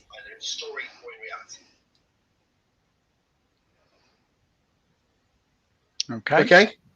Your questions are fiendish. They are, but I told you, they're supposed to be fiendish. You're supposed to think about things, not just guess. Okay, you did some stuff, Paul, about this year's SummerSlam. I'm going to go back only a year. At last year's SummerSlam in 2019, someone wrestled their second SummerSlam match 19 years after their first. Who was it? So there's a person that's only wrestled twice in SummerSlam history. The first was in 2000. The last was last year. Who is it, please? Oof. Oh, okay. Oh, we think we've got that one. Which question was that? 3. That was number 18. 18. Number 18. Yep. Okay. Okay, let's do number 19 then. Number 19 is there have been 5 matches. I only want you to name 2. I'll say that at the outset.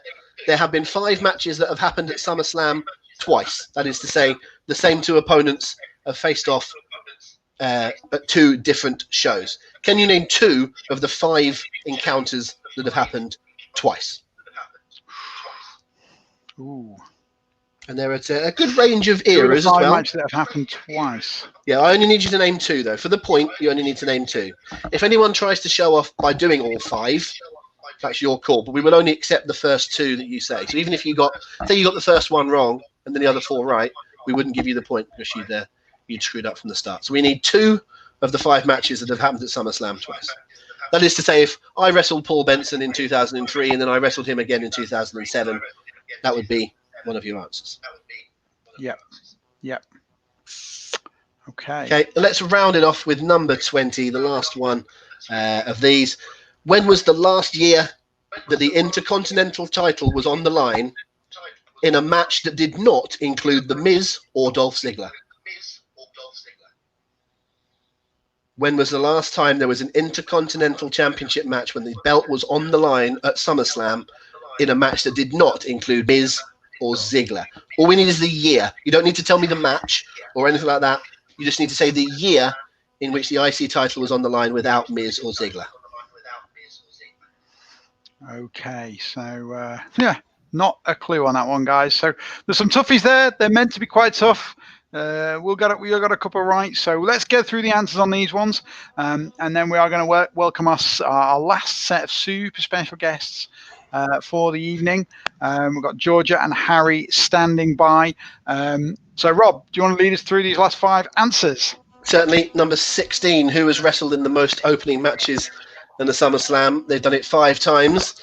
And I actually mentioned them in question 20. It's Dolph Ziggler. 5 matches. Oh, sorry, I was meant to give you a chance to answer, wasn't I? I do beg your pardon. But the answer was Dolph Ziggler. You'd have got that. I know you'd have got that. If it's a question about opening matches, if in doubt, say Dolph Ziggler. That is a good answer. Number 17, I will give you a chance on this one. Number 17, there was a 4-way match for the tag titles at SummerSlam 1996, which was the only team that was not a pair of gimmick relatives. Oh, total guess. The Body Donners. Oh, no, they were gimmick relatives, weren't they? They were supposed to be cousins. Skip and Zip were meant to be cousins. They were in that match. All right. The Godwins, gimmick brothers, were in that match. The Smoking Guns, gimmick brothers, were in that match. The only pair that were not supposedly related, Marty Jannetty and Leif Cassidy, the New Rockers. What a nice response. It's Paul's of the week. Number 18, who wrestled at last year's SummerSlam, only their second SummerSlam match, 19 years after their first? Trish Stratus. Correct, sir. Absolutely right. Can you believe that all of the years that Trish was around, only one SummerSlam match in her original run, and that was in a mixed tag with Val Venus, and she barely started then. That was she was hardly a wrestler at that point. The great matches she would go on to have, but never at SummerSlam. Number 19, name 2 of the 5 matches that have happened at SummerSlam twice. My mind completely went here. The only one I can think of is Rick Rude against the Ultimate Warrior. That is correct. That happened in 89 and 90. Beyond that, I can't remember. Okay. In 06 and 07, Rey Mysterio versus Chavo Guerrero. Okay. In 07 and 09, John Cena versus Randy Orton. Right.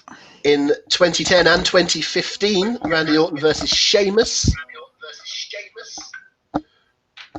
And number 5 in 2015 and 2019, Bray Wyatt versus Finn Balor. Of course. I'm sure someone will have got a couple of those. Paul got the first one. Of course. I'm sure a few people will have got a couple. And number 20, hazard a guess of a year. When was the last year that the Intercontinental title was on the line in a match that did not include The Miz or Dolph Ziggler? 2004. You went with a wild older one. That's not a bad shout. The match was Santino Marella and Beth Phoenix in an intergender match with Mickie James and Kofi Kingston for a winner-takes-all match for the Women's Championship and the IC Championship in 2008. Would you believe? Close, but no cigar. Amazing stuff. Right. Okay. Let's bring Chris in, shall we? If he's ready, so he can give us some bonuses. There he is. Far away, sir. Not a huge amount of bonuses here. That was a tough round. We've got Adam Ferran 2, Chris Marden 2, Leanne Culverhouse 2, Andy Phillips 1, David Reed 1, Francis Reyes 1, and Will Kitchen 1.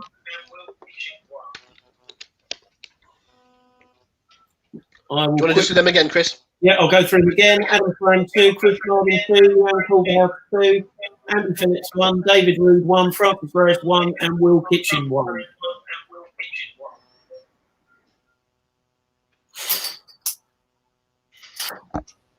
Okay, good stuff.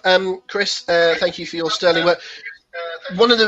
Chris is one of the unsung heroes of Hooked on Wrestling, by the way. We see him very briefly to do little things such as give you some bonus points, and he's away again. But he's a superstar, working along in the background, doing lots of things. And when we get to midnight, and it is SummerSlam itself, what we're going to do, we're probably going to start a brand new feed. So you won't have to go very far, but we'll just start a new video for the ease of it. And we're going to be sitting with you, commenting on what's going on, and you'll see a lot more of Hatchamania then. We'll allow him a little bit more free reign to talk. Brilliant stuff. Thank you very much, mate. I wouldn't do it unless I enjoyed it. Thank you, mate. You're very, very valued. I just want you to know that. Right. Speaking of valued, off you pop, Paul. You can go and get yourself another costume change or whatever it may be. And I will. I'm going to enjoy this. You're going to, yeah. Well, you get to sit back and enjoy this one. I think we all are. Will has just asked, can Chris do the questions one week? I think we're absolutely going to do that one week. He's going to set the questions for the quiz. Don't forget, if you're enjoying the quiz, folks, every Sunday night at 8 p.m. on the Hooked on Wrestling Facebook channels and YouTube. So we'll see you next week for that. But we've still got plenty to go tonight. And I am just going to move Paul out of the stream for the time being. And I'm going to bring in our very special guest for tonight. So we are about to do a watch-along for the main event of SummerSlam 1992, one of the greatest matches of all time, and we get to watch it in the company of some people that we're going to know the combatants much better than any of us ever could. Let's bring them in. Georgia, I see Georgia. How are you doing? Hello. Hi. Nice to see you. My Excellent brother. stuff. Yet? Is he on a separate feed? Let me just find him. Let's find Harry. So I thought you were going to be on the same one. There's Harry. There he is. How are you doing? Hey guys. Wonderful stuff. Hopefully you can see and hear me okay. Thank you so much, first of all, for joining us for this. I would imagine there'll be some things in your life that you'll hear over and over again that you get a bit fed up of. I don't imagine this is one of them. I imagine you never get bored of hearing about this match. No, it was one of the biggest things of our life. So, sorry, let me put the volume down. There we go. Can you hear me better? Yeah, that's fine. Cool. Because Harry's on one laptop and I'm on one, so. Oh, okay. You're in the same room. Is that what it is? Sort of firing, yes, I can move if need be. I think we're okay for the time being. Let's see how we go. We'll see if we have to adapt it or maybe find some headphones or something. But we're okay at the moment. Cool. But yeah, it was Harry and I were there, and it was one of the most unforgettable experiences of our lives. Forgive me for being it's a bit of an imposition question, but how old were you guys at this time? So when obviously it makes a big difference to what you were when you were watching it. So how old were you watching this match? I was 4 and Harry was 7. Cool. Okay. So you're very just turned 7. So you're formative at this point, but how much do you know about about what's going on? I don't know how smartened up you are, even in the Hart family at 4 or 7 years old. How much were you able to process it as exactly what it was? It was like a bit upsetting because I didn't understand why this feud was going on, and I'd see these promos on TV, like my dad saying this about Bret and then Bret saying this, and I didn't really understand. And it wasn't until my dad won, and I was like, "Oh my god!" But I didn't really. I understood a little bit of it, the gist of it. It was just all really exciting, and yeah. What about you, Harry? Yeah, I remember it pretty well. funny enough, when I was just at the wrestling, where was that place called? Georgia, where we did the autograph session in New York a couple weeks ago. Oh, it has some toys. Yeah, I found one of these like little Batman pendants that was really heavy. Oh, yeah. And I remember Davey had bought me one, and I remember it being really heavy. And I remember feeling like the amount that the British pound weighed, just like the weight of it, like the change. And I was like, wow, the British pound is so cool compared to, you know, the or American quarter. And it was so light compared to the British pound. So there's weird things that I remember about that. And then I remember being there live, and we had to take the bullet train there the day before. And I remember the arena being huge, and it was like it took like an hour to get to our seats. Yeah, walking, like, because the arena is so much walking, and to get from, you know, where the entrance was to where the locker room was, it was like a 30-minute like travel time. Yeah. Because I don't think that they had carts or anything backstage. I think guys just like literally had to walk or start jogging. And you know, I remember it very well. I remember being like high up there, and the ambience and the atmosphere of SummerSlam, and it was just amazing. You know, it's awesome. Fantastic. Well, we're going to get a good look at the arena in just a second. I don't know if you guys have got the facility to put the match on in front of you, but I'll just try and get everyone ready. So on the WWE Network, we're going to start it on 2 hours, 13 minutes and 8 seconds, if we're being precise. It's basically the point where Howard Finkel is about to start the ring announcements. We've got about 5 minutes worth of entrances, and then the YouTube link, for those of you that are watching it via the YouTube link, which we've also put in our chats, that will start then. So that starts on the opening bell of the match. So are you guys ready to be in a position to press start when I do a little countdown? Yeah. Absolutely. Wonderful stuff. We'll give it 5 seconds. Hopefully everyone else is ready. Can you hear us okay? Sorry, say again. Can you hear us okay? Yes, yeah, wonderly. Yeah, absolutely. No okay. problem. So my mom said I was echoing, so I just wanted to make sure I was okay. It is a little echoey, but I think we can live with it. I think it's going to be okay. Right. Okay. We'll give it a 5 second countdown, everyone. So let me get myself ready as well. So 5, 4, 3, 2, 1, and press your buttons. Howard Finkel is now making the announcements in the ring, and you can already see the crowd rising up. There's a big Union Jack flag, and I believe it's your dad that's making his entrance first, led by Lennox Lewis. That's something I often forget about that Lennox was bringing him down. I think he wasn't quite world champion at that point. I think he was something like European champion. But that's quite a cool moment, isn't it? First of all, I'll start with you, Harry, to see a real boxing legend. He'd gone to be an even bigger legend, and leading your dad to the ring. Yeah, that was awesome. You know, that was. I mean, I talked to Lennox Lewis now, and he still it's an unforgettable. How old was Lennox Lewis when that happened? He must have been really young. Was he 23 or something? I don't know. Hopefully, someone in the chat. Someone in the chat, let us know how old Lennox was at this point. But I'm fairly. This was before he fought Bruno. This is before he was world champion. So it was around about the time he was about to fight Ruddock, I think. So yeah, he was quite a young man at the time, but still becoming a legend over here. And funnily enough, he continues that sort of British Canadian link as well. Yeah, that's right. I think we've got it now going. Yeah, my dad's walking down. Okay. Yeah, so we might be slightly off with our timings, but I don't think it'll matter too much. So yeah, I believe he used to call himself a genuine Cockney from Toronto. Was what Lennox used to say about himself. But do you guys have that sort of feeling for two countries? Do you consider yourself a bit of both? I guess I'm more so Canadian because I was born and raised there, but I love England. Good answer. Yeah, I would agree with George's answer. Yeah, I'm about the same, but because we spent most of the time in Canada, right? Yeah. Yeah. So we're pretty Canadian. Just a bit of echo there, but I think we're okay. So you can almost see at that point your dad walked to the ring there quite slowly, just taking it all in. I mean, it's a huge walk to the ring, but you can just see him sort of taking in the crowd. And on my screen anyway, here comes Bret as well. I imagine for a wrestler, the bigger the auditorium, the more people that are there. It must seem kind of cavernous. In some ways, it's a huge crowd for them, but at the same time, it feels dark and they're far away. It's a bit of a strange mixture, I would imagine. Mm-hmm. Yeah, absolutely. Wow. I'm just watching it myself live. Wow. I mean, what an atmosphere. Can you guys remember where you were? Where roughly, considering where the camera is, whereabouts were you guys? You on the side of the camera? No, I think we were on the same side of the camera, but we were up in the Queen's seats. That's where the Queen will watch some of the games, but it's like way high up. There's like nice catering and stuff, but it's at the very top of the building. Right. Okay. So I had to watch a lot of stuff on the screen that's above the ring. Yeah, I suppose. Yeah. I've been to Wembley, the old Wembley, as this is obviously there's a brand new stadium now at Wembley Stadium. But I've been to watch soccer at the old Wembley, and I can imagine what it was like watching a football pitch. But this is the ring being right in the centre circle as well. So just a huge sea of people.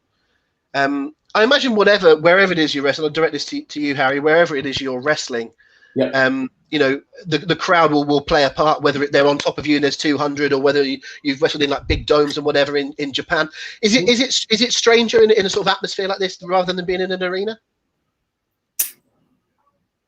It's pretty similar. It's like, I mean, the crowd certainly plays an influence in your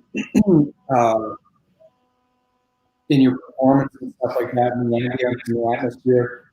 So, I mean, you're kind of like on a kind of thing. Sometimes you feel things that happen in the match, you feel them a few hours later in the next day. So, it's pretty much similar.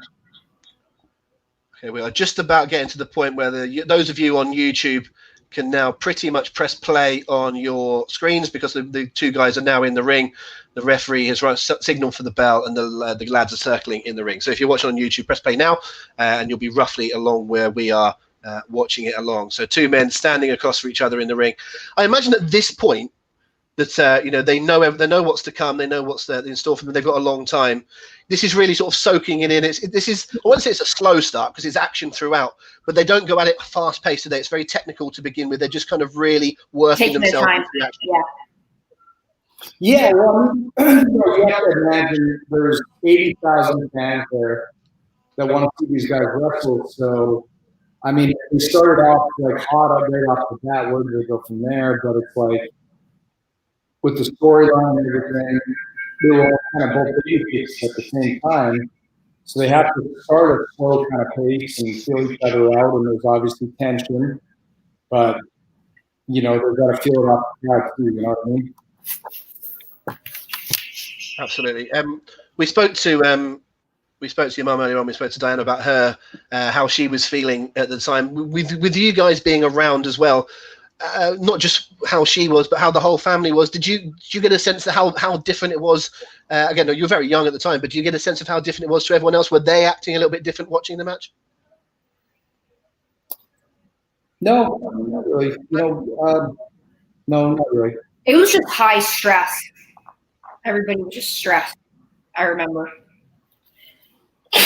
Sorry. I suppose it's one of those situations where they know the potential for it to go right, but also for it to go wrong. And I suppose until it's actually finished, it's quite hard to enjoy, I would imagine, in some ways. But the relief afterwards must have been tangible, because, I think everyone must have realized within minutes that this was a classic. Yes. Oh, yeah. Absolutely. Yeah, very well. There's Bret just doing a bit of a roll up there, as we see early on. There's some quick exchanges of moves, now a small package on what I'm watching. The story going in, I suppose, in some ways, was that Bret's game was technical, mat-based. Davey's was more one of power. But they tell a really good story, especially in the opening minutes, about how the pair of them match up. Bret gets a bit quicker to try and combat, but then Davey can match him for technical ability. It's a beautiful story told really early on. Just everything about it, like from their outfits to like when Harry and I were up in the way far back, who's Davey, who's Bret. Just today, you don't have this. Like you don't have like the colors, the feeling, you know what I mean? I do, exactly. Yeah, it does stand out. I think this whole era, you do feel there's a lot more color to a lot of the characters and stuff. But I suppose you've got to be able to. You've got to be able to back it up, and I mention it earlier on that there are some people that can wrestle, but they've got no necessary charisma, or they've got charisma coming out of their ears, but they can't wrestle. These two clearly had both, and it's why it works so well. Absolutely. And they looked like nobody else. Like Davey had the dreads, and Bret had the hair and the shades and the pink and black, and Davey was just all England. It's just, but it worked. It certainly did. Again, something I did touch on earlier on, but I want to go back to it because it's such a big thing that Diana said. She said that Stu told both of these guys it was the best match that he'd ever seen, and he rated it that highly. You will know just what he meant to the whole family and his knowledge of wrestling and stuff. Did you ever hear him talk about it? Within your earshot, did he mention it? And even if he didn't, with the feeling that your dad and your uncle must have had to hear that praise. I didn't hear him talk about it, but I didn't really talk about wrestling with my grandfather. But Harry, did he mention this to you, this match? Just 1 second. I'm going to move over here because it's echoing. Of course, it's echoing. Okay, cool. So for those of you some of you might not be watching along, so every now and again I'll just give a little set of where we are. Davey's got Bret in an arm bar at the moment on my screen. It's been a fairly methodical pace to begin with, but then with sudden little bursts of things, just to kind of to keep the viewer guessing, I suppose, isn't it? It's a real good. The changes of pace, just constantly keeping you into it, is a bit of a masterstroke.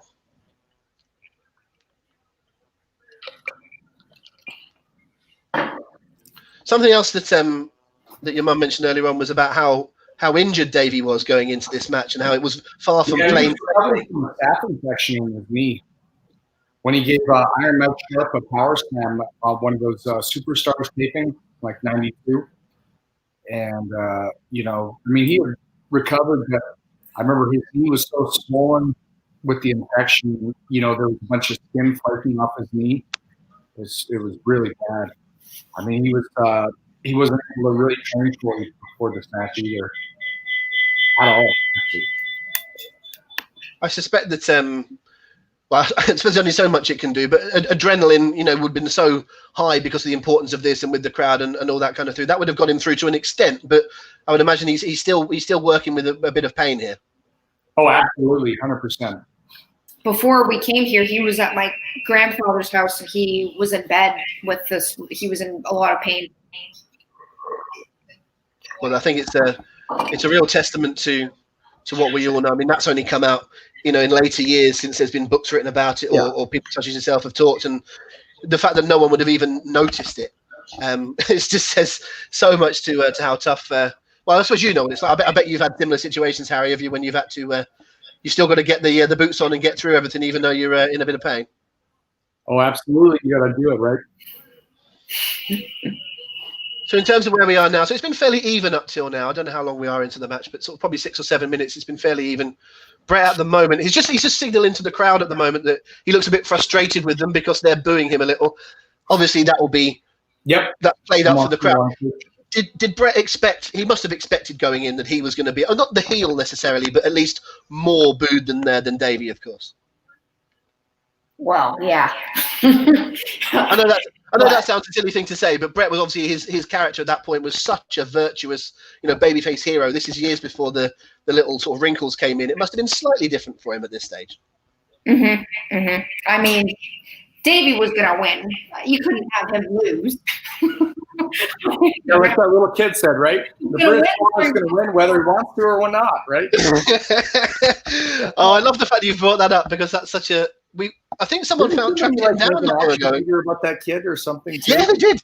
Someone actually made a little figure of him, a little custom figure, and I think someone tracked him down and got him on a podcast. We genuinely tried to get him for tonight. We were scouring for a couple of weeks just to get him to say it one more time. Where is he?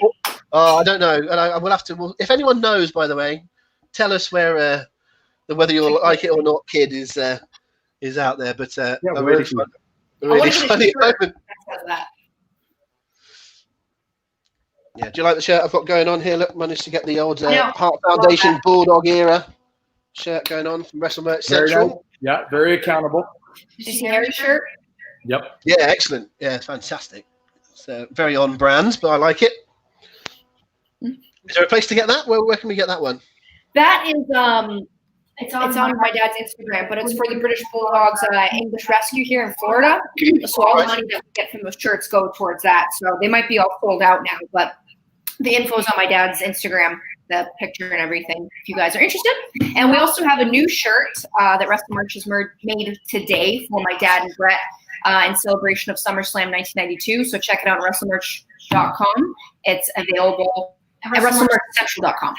Bret and Davey. It's a really cool vintage looking shirt. So my Dean, who is in charge of Wrestle Merch, made it, and check it out. I love it. Can't wait to get it.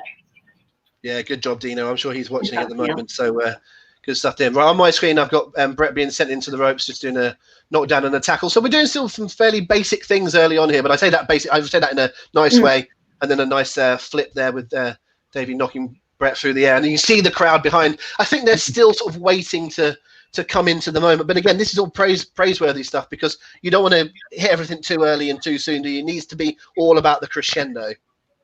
Yeah. And are you at the point where Bret has Davey in the on the ground now? I've just gone.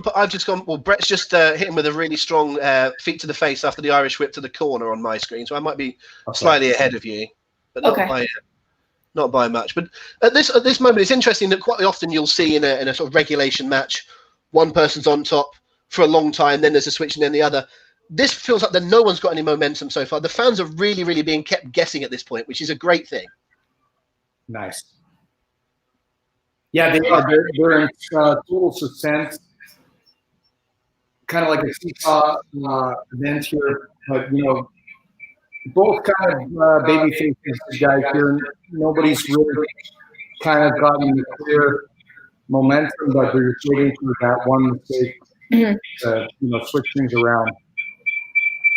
So I've just seen, just to update everyone, Davey's just gone for a diving headbutt there, and Bret's moved out of the way. So still both men sort of. Oh, you're a little more ahead than us, yeah. I think I'm a little bit ahead, but I'm just letting you where I am, and it feels like, again, another great little element to the story that's being told about how these guys know each other well. That was also played in, wasn't it? The fact that what they're doing is a lot of counters, a lot of moving out the way. No one's really getting their stuff in, as it were. So again, it's the psychology of everything is just is so integral. Absolutely. I saw the picture of my mom, or somebody sent me like a screenshot of it, but she was wearing the jacket when she was talking to you guys. Yeah, fantastic. We've loved it. We've had Martin Goldsmith on as well, who was the co-promoter of the event, and he's still got Jimmy Hart's jacket. Awesome guy. And I think he'll be happy you said that. I think he's still watching, so so we will. And Martin's a great guy. He told some really interesting stories earlier on. And he had Jimmy Hart's jacket from this night, and then Diana was on, and she had the jacket from then. So people still wear their jackets 28 years later. Diana wore it. She still has it. Vogue magazine. Yeah, the old pro still has it, right? Still has it. Yeah. Okay, on my screen, it's probably just getting to yours. A really, really interesting spot that's often talked about. Bret jumps over the top, just goes over the top of Davey and grabs him down, pulls him down, almost like an inverted bulldog after the flip. We're like a reverse headlock takeover, right? Yeah. I mean, there's been a lot spoken about that. What do you feel about that particular? Because it's unique. I don't remember anyone ever doing that before or since. No, I'm not sure what Bret was trying to do, or if it was a misstory. I mean, I'm not sure, honestly. I mean, there's 80,000 fans. Bret might have decided that it was time to jump before it was actually time for Davey to be there. And Vince was he was pretty stern and strict on time and everything like that. So he may have been telling them to go home and push the pace at this point or something. Who knows? Back commentating now, so that couldn't be the case, but. I mean, it could have been just adrenaline. Bret was nervous and decided to jump beforehand. So, I think what's really interesting is I'm not for a second calling the move into question or anything, but the fact that not everything goes absolutely right in every single match, does it? But if you can adapt and you can change, that adds a little bit more realism, if anything, doesn't it? It's not a criticism. It's something that happens, and only the best can do what those two just did, which is to make something of it. Oh yeah, you got to improvise out there. I mean, it's not like. We're not a movie we can't take two. No. So I mean, if it is what it is. So, it's live in front of TV and in front of a million people on TV, and what was it, 83,000 fans plus here. So yeah. So back to where I am. Brett's just landed the drop kick, and he's just slightly on top at. I remember Brett hit that drop kick. He kind of reminded me of Keith Hart a bit. I don't think Brett or Keith could throw the best drop kicks, but I was just going to say, is that praise or not? But no. Well, it's not an insult. When can you remember Brett throwing a drop kick? I've just lost you temporarily, guys. I can still see you okay, but I've lost your audio. What I was asking was, there we go. When did you remember Brett ever throwing a drop kick? Right here, there's a Keith Hart drop kick. Not very often. Yeah. But I don't remember ever throwing one. If I'm honest, I think maybe a couple of times in the tag days with Jim, and then maybe perhaps in matches with someone like Diesel or Undertaker or something. Drop kick than Brett. No, I'm serious. I swear to God, Jim because Jim used to jump off both feet and he could throw a really high drop kick. No, you're right. Actually, yes, that's very true. I wonder whether Brett throwing that one. The idea is to try and show that he was slightly the quicker and the more agile of the two in storyline. I'm not saying he was in real life, but I'm saying in storyline, perhaps that was the thing to it. I'm not sure, but no. What I think it was that Brett, because I mean they wrestled 30 minutes here plus. Yeah, it's around about that. So when you're Brett, you got to think, okay, well I've done this, I've done that. He had different ways of getting Davey down: the Russian leg sweep, backbreaker. He threw a decent clothesline. So what are some other ways to get Davey down? Who's such a big guy? Okay, well, I can throw a drop kick, so why not do that? We're in the middle of a match. I mean, his stamina might be down a bit, so why not do that? That's my only philosophy behind it. That makes sense. Where I am, I've just seen a backslide performed by Davey for a 2 count on Brett, and we're probably from the uppercut from the lift and then the swing round to pull him over. So we feel like we're getting into the point where the finishes are starting to become semi-believable. Yeah, I think I'm about 20 seconds in front of you, but they're starting to become more believable now, aren't they, these finishes? And when we get to the end, and I'll try and talk about it a little bit before it happens, because it's such a fascinating finish. It does kind of come out of nowhere, doesn't it? It's not your regulation. Someone hits a finisher, kicks out of it, another finisher kicks out of it, we go home. It comes really suddenly. And I think that's, again, to this match's credit, that it's from any point from now on, it could end. Absolutely. And Brett was, what a genius he was to come up with the finish for this. Because according to him, Leo Burke had given him this finish, or he told him about it, and Brett always kept it in his back pocket as his last, not ditch resort or anything like that, but just keep something a finish like this in your back pocket for a special day. And this is the perfect time and the perfect place because, and it came out of nowhere. It's like, well, okay, so,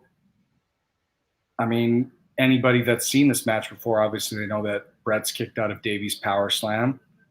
Davey but he army crawled his way to the ropes from the sharpshooter. So, they both kicked out of or beaten the other guy's finishers. It just comes to chance on what's the submission or the pin. Mm-hmm. It's all chance. So, and then that happens out of nowhere. 83,000 fans. That's great. Yeah, and I think the fact that it's, I would again going back to what your grandfather thought of it. The fact that it was a wrestling move, it was a counter. Yeah, exactly. It was so befitting, wasn't it? That it was that it is the there is no, well, there's very little you would change whatsoever about this. Yeah, absolutely would not change. The fans was something that they'd never seen before either. At this point, right? Mm-hmm. No, and I can't recall having seen it. Any other point. And there's plenty of things that have been rehashed, but even, do you know what? Even today, well, I think Leo Burke did it in Regina or somewhere like that, and Stu was like, "That's a pretty good, finish there. You got there, Oh, you broke out the Stu impression. I'm glad you did that. And I didn't have to ask you to do it. I didn't want to have to get you to go into it. But do you know what? I think even if people try to do, if we watch SummerSlam tonight and they do that finish, people will just say, "Oh, that's the Bret Bulldog finish." Like it doesn't. It's. Yeah. You would never lose it, would you? That's 28 years on. You can't just do it again and recycle it because it would never be fresh. It'd just be that's the Bret Davey finish. Yeah. No, exactly. Before what a great match this is. Brett, he's got the heat on Davey, but he's he's on him. He's not, dancing to the crowd and, pointing his fingers and dancing and going to this and come on and, pretending like he's a scuba diver on an invisible wave. He's keeping on the guy, and it's serious. It's not a bunch of hokey horse shit like most of the shit you see nowadays, Well, you're so right, and I'll ask you particularly again, with your experience in the ring, and I've seen you work, so I know the answer to this. But so many matches that you see, that can be fun, but it feels like a performance. This looks like a fight. Do you know what I mean? And it's like, I think a little bit of a lost art is having a match that looks like a genuine fight. I don't mean fisticuffs and rolling around, but I mean looking like you're trying to beat the other guy. There's something a bit lost about that, and I have seen you work, and I know that is something you do try and bring in. Well, here's the thing. I'll tell you this much: funny doesn't draw money. So true. Goofy, go to some kindergarten kids shawarma, bar mitzvah events or something, but that doesn't belong in professional wrestling, pal. And even Vince McMahon would agree with me on that. Absolutely. Well, money doesn't draw money. Sorry. Davey's just had a gorilla press, which is not right into the ropes, and now a few clotheslines to assert his dominance. Just before we get to the end, because I want to move it on. Sorry, Georgia keeps fucking pinching my leg, and she makes me laugh sometimes. That's okay. These two would go on and wrestle again at other points. Particularly, there was a match on In Your House. I remember being an absolute classic when Bret was champion, and of course they'd be back together again with the Hart Foundation. Did the pair of them always like working together? Was it a bit like a night off, without the pressure, of course, of this? But they were so good together, and they understood, how each other worked. Would that be fair to say? Oh yeah, I mean they were great together. I mean, obviously this match speaks for itself. Davey's making his big comeback here with a clothesline, another clothesline. He's got some momentum going on. Is there a third clothesline here? Yeah, nice cover. He's not wasting any time covering his opponent. He wants to win because, like everybody, like they're all about, wanting to promote themselves or whatever. But bottom line is when you're in the ring, you gotta pin the guy, so everybody's, screwing around, but Davey's right on top of Bret. He's on top. He's on the momentum right now. Here we go. Vertical suplex. Yeah, talk us about that. I was going to ask you about that one. Tell us about. I mean, that is when you think of Davey Boy Smith. I think even more than the running power slam. I love that vertical super. I don't think anyone ever done that like he did. Oh yeah, and I mean, I got to tell you, there's a lot of technique involved in picking the guy up too. I mean, Davey was brute pure strength too, but him and Dynamite with their hips, they were able to get underneath the guy. And Dynamite he couldn't hold guys up like Davey. He wasn't quite that strong. But if you get your hips underneath the guy and you know how to hold them in a position to vertical suplex them. I mean, I've vertical suplexed some guys 300-400 pounds and held them up there. But Davey held him up he was 450 pounds at the time, right over his head. It's like, it's amazing. And Davey's 25 minutes in the match. He's vertical suplexing Bret for 15 seconds. Yeah, that should be absolutely factored in, I think. So where I'm at, he's about to power slam Bret. Yeah, cool. Okay, so that's if everyone's at the same point as you with that, talk us through not just the power slam, but the bit afterwards. There's a time here where Davey holds his hands to his face. The crowd are in a bit of shock. It's not just about doing the move and on to the next thing. There's a good 30 seconds here where we sell the surprise that Bret's getting. Ooh. I'm sorry. I'm watching it live, so I'm like, he just kicked out of the power slam. I'm like, it's like that moment. You know what I mean? I think it's quite interesting watching. I don't know how often you've seen this or when the last time you've seen it is, but I think it's interesting to us watching you watch it because clearly it's still making you feel something, and that says. Oh, absolutely. So it's probably just about where you are now. Is that a bit of a reversal from the ropes, Bret into a German? Yep, that's almost where I'm at. Yeah. So again, when we're seeing moves that I can't recall Bret doing too many of those, and these guys are both pulling out moves that you don't see very often, that's something else that brings into this match, and they're having to pull out other things to try and beat the guy. Exactly. I mean, things from their back pocket. I mean, Bret probably did throw a lot of Germans. Bret was a great amateur wrestler when he was younger. I mean, he was trained by Mr. Hito, who was Japanese, so he knew how to throw a suplex. So, I mean, there's lots of things, kind of in their back pocket where, Bret was you know, during this time, he was probably working a lot of guys like Nails or Berserker and, you know, other guys at this time that he couldn't do a lot of that stuff with, but he had it in his back pocket. And Bret was working hard every day. So when he had the chance, he was going to pull out these cards in the grandest stage of them all with Davey right here. Wow, look at that superplex. And, you know, it's awesome.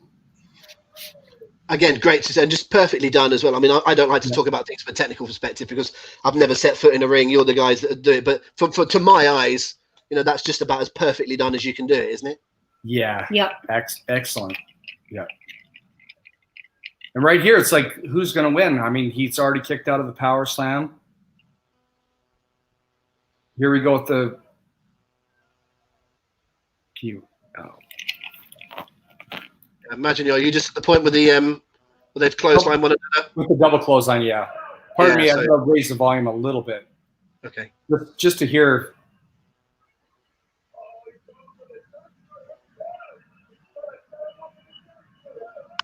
So I guess we're just with Bret just putting the move on the ground.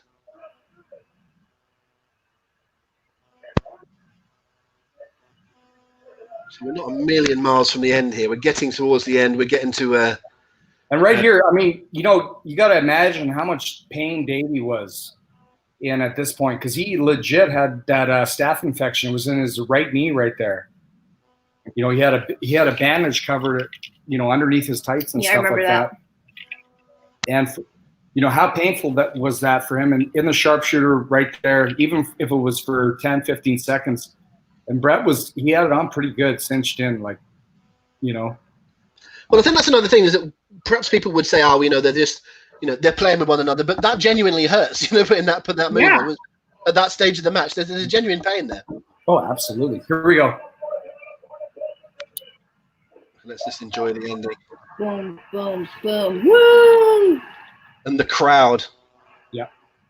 So I think you've just got to the 3 count, have you? And just the reaction. I mean, everything from now on. I mean, there's probably still another, you know, 5 or 6 minutes of action here in terms of things happening on the screen.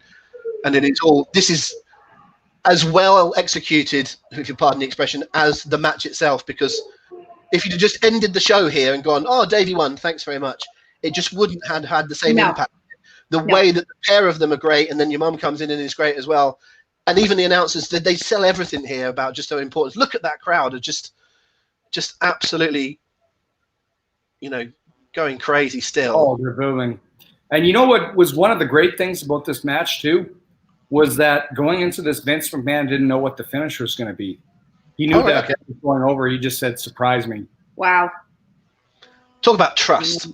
Trust in your 2 guys that you know that they can go and do that. That's a great story. Jeez.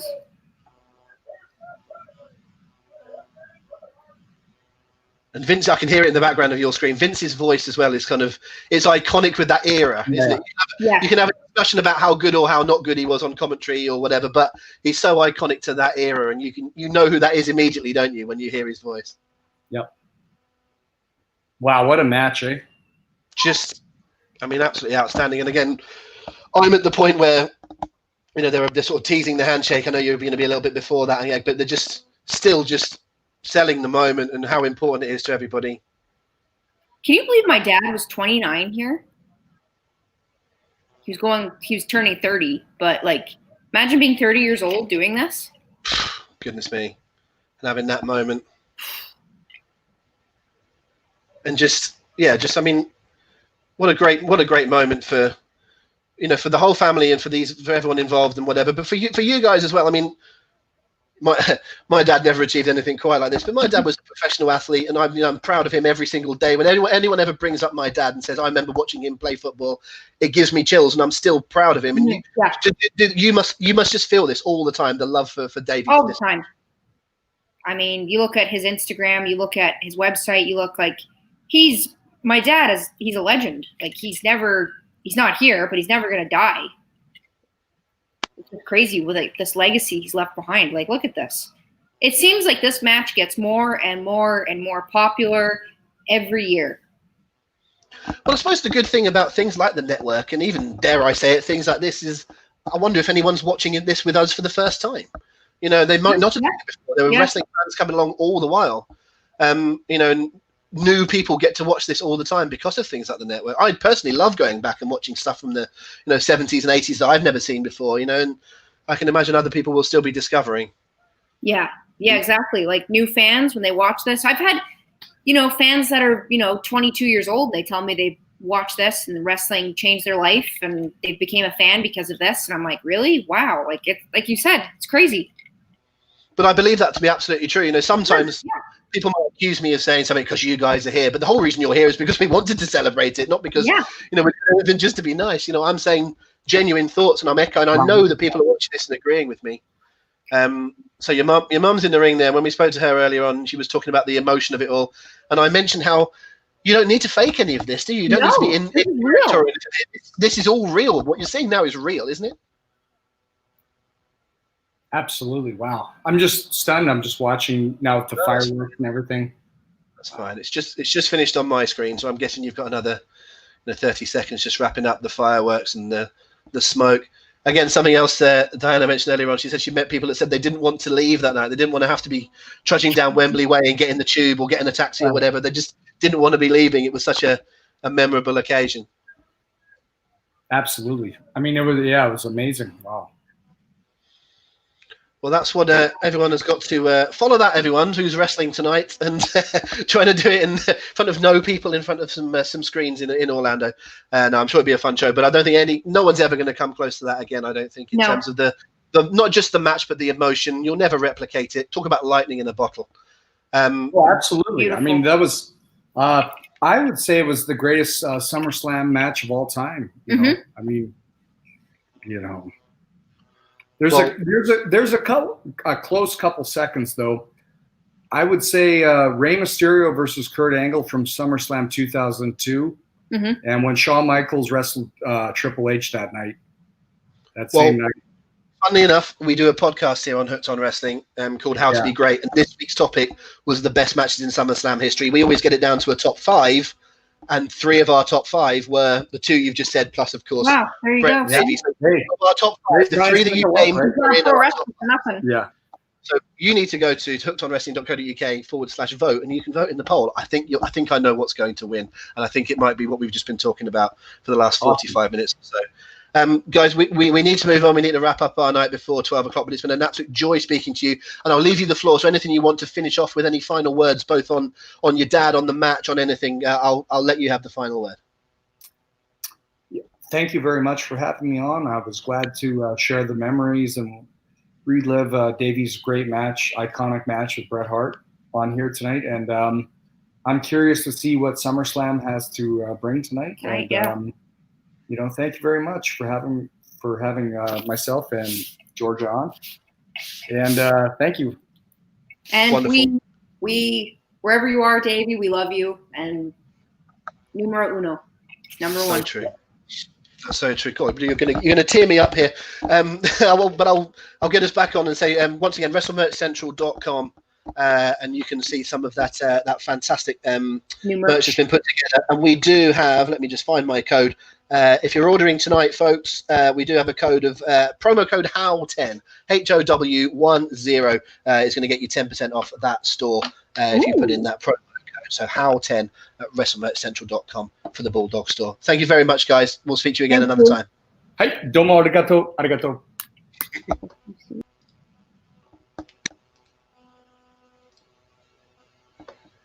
Unmute yourself, Paul. Unmute yourself, Paul. How great was that? I found myself contributing to the conversation, forgetting I was out of it, and just want to pass on, if they're still listening, pass on my thanks to Harry and Georgia. That was just immense.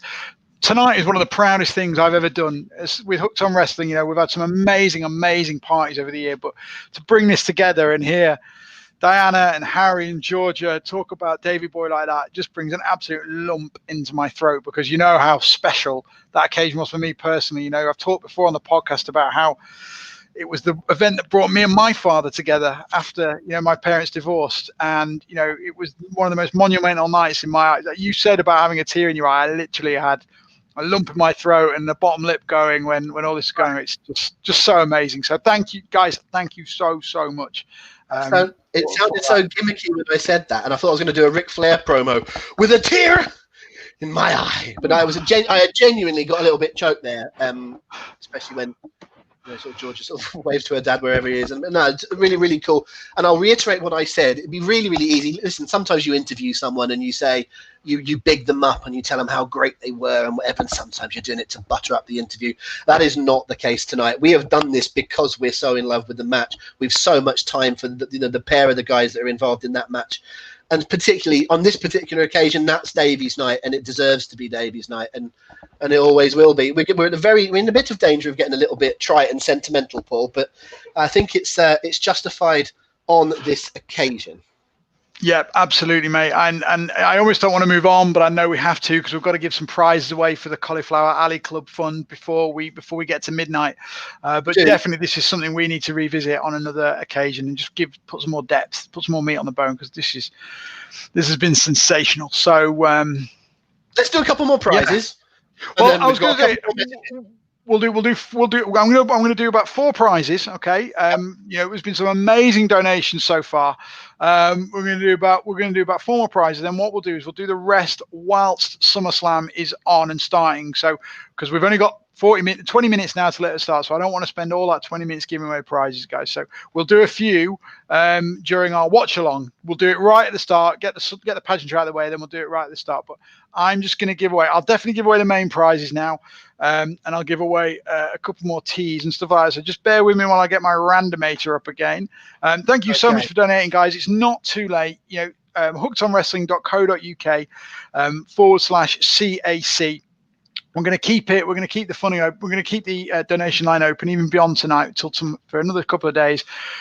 Great. It's a great charity. Well, it's an organization, and we just thank them for all the work they do for our heroes, and we want to use this as our occasion to give back. So if you've enjoyed tonight, please give what you can. It's seriously appreciated. Anyway, so I'm gonna take the floor, Rob. So if you don't mind to click yourself off, I am going to give away some prizes here. So first things first is a tee from WrestleMerchCentral.com. So we've talked about the British Bulldog stores on there, the Road Warriors, Tito Santana, Tatanka, they're all on there.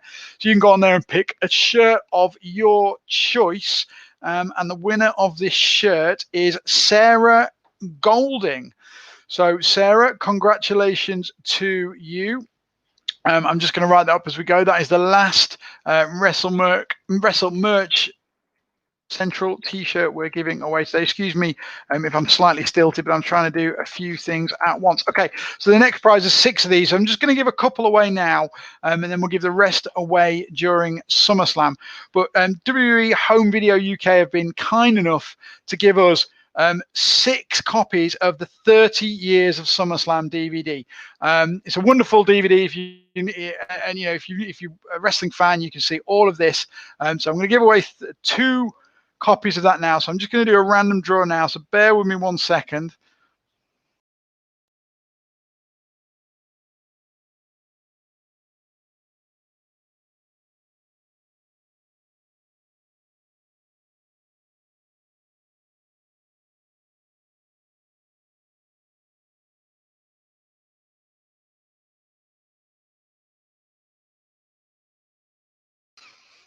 Okay, so the first winner is Catherine Spink. So the Catherine Spink is the first winner of the DVDs. What are you doing? What's going on there, Rob? What happened there? I don't know what you're talking about. What happened where? My audio is a bit fuzzy, but it's fine. You didn't see what I saw, no? No. What did you see? Oh, well, I don't know. I think my eyes might be playing trick. No, carry on. I think I've gone a bit. Sorry, it's been a long night. It's been like you haven't even started on the gluten-free Peronis yet, have you? No, I haven't got any, to tell you the truth. But red wine, isn't it? Red wine. Okay, so Catherine Spink is our first winner, and right, I'm going to absolutely muller the pronunciation of this, so I do apologise in advance. But it's Mark Daniclus. has won the second DVD. So that's 2 of our SummerSlam DVDs.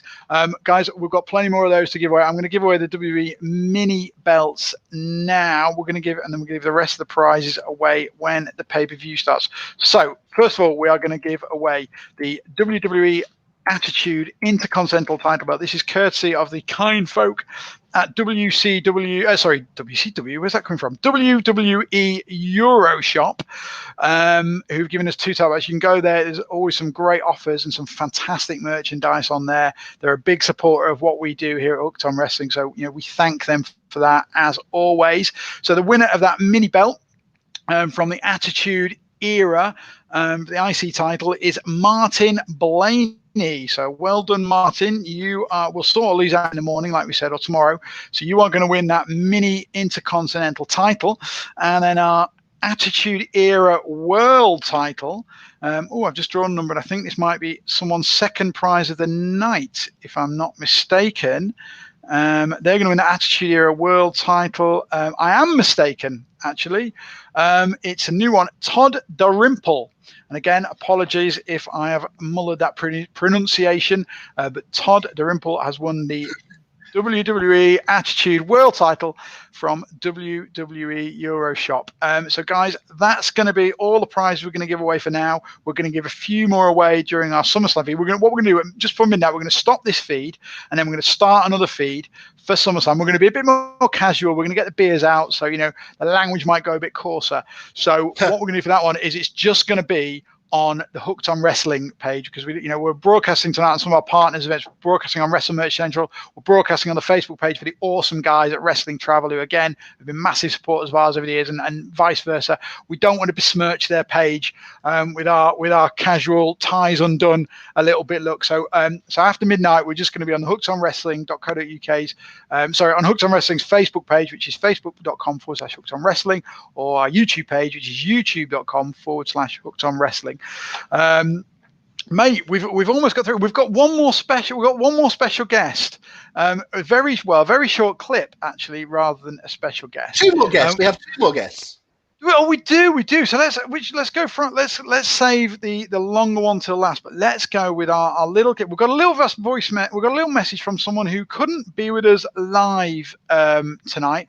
So he's been very kind. Someone who was on the card actually at SummerSlam 1992, and he's been kind enough to send us a message to say hello tonight. So I'm just going to play it to you guys now. Okay, so bear with me. This is WWE Hall of Famer Tito Santana. The place was Wembley Stadium, SummerSlam 1992. Doesn't get any better than that. 80,000 screaming fans. I mean, the reputation of Wembley Stadium itself was enough, but to have all those crazy, great fans was unbelievable. I happened to wrestle Papa Chango that night. Randy Savage defending the world title, or going after the world title, versus the Ultimate Warrior. You also had Bret the Hitman Hart going against Davey Boy Smith. The Undertaker versus Kamala.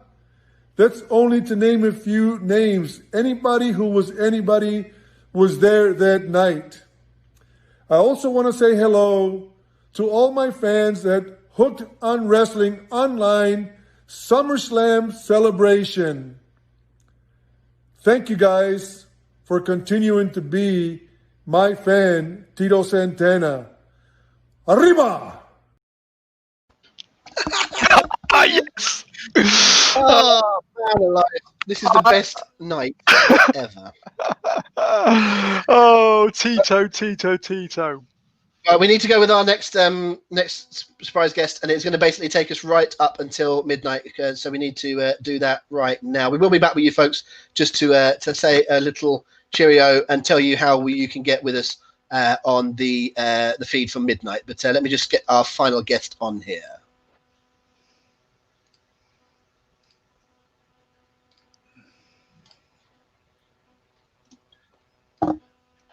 Well, around about now, it feels like we should be getting ready for SummerSlam 2020. It's not to be, damn you, COVID-19. I would love to be somewhere hosting one of those events. And someone else that we are very lucky to have on our roster of hosts with Hooked on Wrestling is SoCal Val, and she is joining us now. How are you doing, Val? I'm good. Welcome to my closet. This is my favorite place to film because I just love to be surrounded by all my clothes and my favorite things. Yeah, you're rather showing me up there by having lots of fancy colours. You look like Joseph in his amazing Technicolor Dreamcoat, and I've just got a map in the background. It's You're so graphically inclined, friend. Yeah, well, if some people would like to have a look at, how close Indonesia is to Australia, then they can't they? Rather than your bright colours. But it's lovely to see you. But doesn't this seem strange? It's SummerSlam night, and we're both at home. It is weird, but I have to say I've been doing a lot of virtual cons, so it's not as weird as when it first started. But it's certainly bittersweet because we, like as you said, we love doing these pay-per-view parties, and we love, part of watching wrestling, or the best part of it, I think, is the camaraderie with the people around you, whether you're at a live event or you're at a pay-per-view party or whatever. So that's when you bounce ideas off of each other and stuff. So it's a bit weird, a bit meh. It's not quite the same, is it? But yeah, I guess you would miss it more than me because you're so busy doing those sort of hosting things and Comic Cons and whatever. There's that being a fan and being around other fans is just as much as of an interest, I think, sometimes than actually watching the shows. It's so true. And I think people sometimes forget that if you're in the business per se, that you're not a fan. That's the whole reason we were all, trying to get into the business, because we ourselves are fans. And Comic Cons especially, you meet people that love different types of genres, whether it's, wrestling or films or Lord of the Rings, or, everyone has their favorite thing. So I do miss a lot of those live events and just meeting people from all over the world that are excited for the same thing you are. But, thank goodness there's things like this that are virtual. It keeps everybody entertained, and, everyone's creating shows now virtually. And I think it's a good time to be creative. Yeah, that's exactly true. It just creates a challenge as much as anything, doesn't it? Well, the show's only a few hours away. Are you looking forward to SummerSlam tonight? I am. I think SummerSlam is probably one of the most exciting pay-per-views of the year. I love WrestleMania. Everyone does. I love Royal Rumble, and SummerSlam is probably right up in there as my top favorites. Yeah, I think we're all excited for that, and of course, I think SummerSlam has a little bit extra to us here in the UK. We're obviously celebrating SummerSlam 1992 tonight, and that amazing match between Bret Hart and Davey Boy Smith. It's 28 years on, but we're still chatting about it. It's the focus of our thing tonight. Val, are we a little bit biased here in this country because we loved it so much because it was in our country? It was at Wembley. Davey Boy's in it. You grew up watching it stateside. Is it still felt quite as strongly over there? I think for sure it has. And I think it's one of those matches that will kind of go down in infamy for all the right reasons. And if you talk about some of the best technically gifted wrestlers ever, you talk about these two. And obviously I worked with Davey Boy Jr. In WS Wrestling and on some independents. And he is, so talented. And obviously you can see where he gets it. But yeah, it's a great match. It's a great pay-per-view in general. And I think the fact that it is in England, I have to say I love our U.S. fans, but the fans in England are probably hungrier than anyone else. They're so thrilled to have the opportunity to see live wrestling. Now you have a lot more opportunities to see it, but especially back then, oh my gosh, that was just it's tangible. It's like that crowd noise is just so genuine and fantastic in that pay-per-view. Yeah, it's extraordinary how it kind of stands out in a bit of an oasis, because it would be many, many years until any other pay-per-views over here, which were only UK only, such as Insurrection and things like that, and even things like Raw tapings or whatever were way off in the dim and distant. So it was a bit unique. And when you were working with TNA, with Impact Wrestling, you guys would come over once or twice a year, and I always got the feeling from the crew that they really enjoyed it. So not only does the crowd give its own thing to the shows, but I imagine it then transfers to the people that are actually getting to perform in front of them. It does, and I think it makes everyone push just a little bit harder because they know how grateful the fans are and how hungry they are to see them, and it's just such a novelty. And some of my first tours over here, one of them was with Impact, and I've done a few other different federations and things. Now I live here, so it's kind of like, it's just Val again. But it was so exciting because people were not that familiar with me, and then they would go, "Oh my God, I met you! Finally got to meet you. I've been watching Impact or whatever." So I think there's a sort of graciousness about the British fans, and I think they come across as a lot more grateful.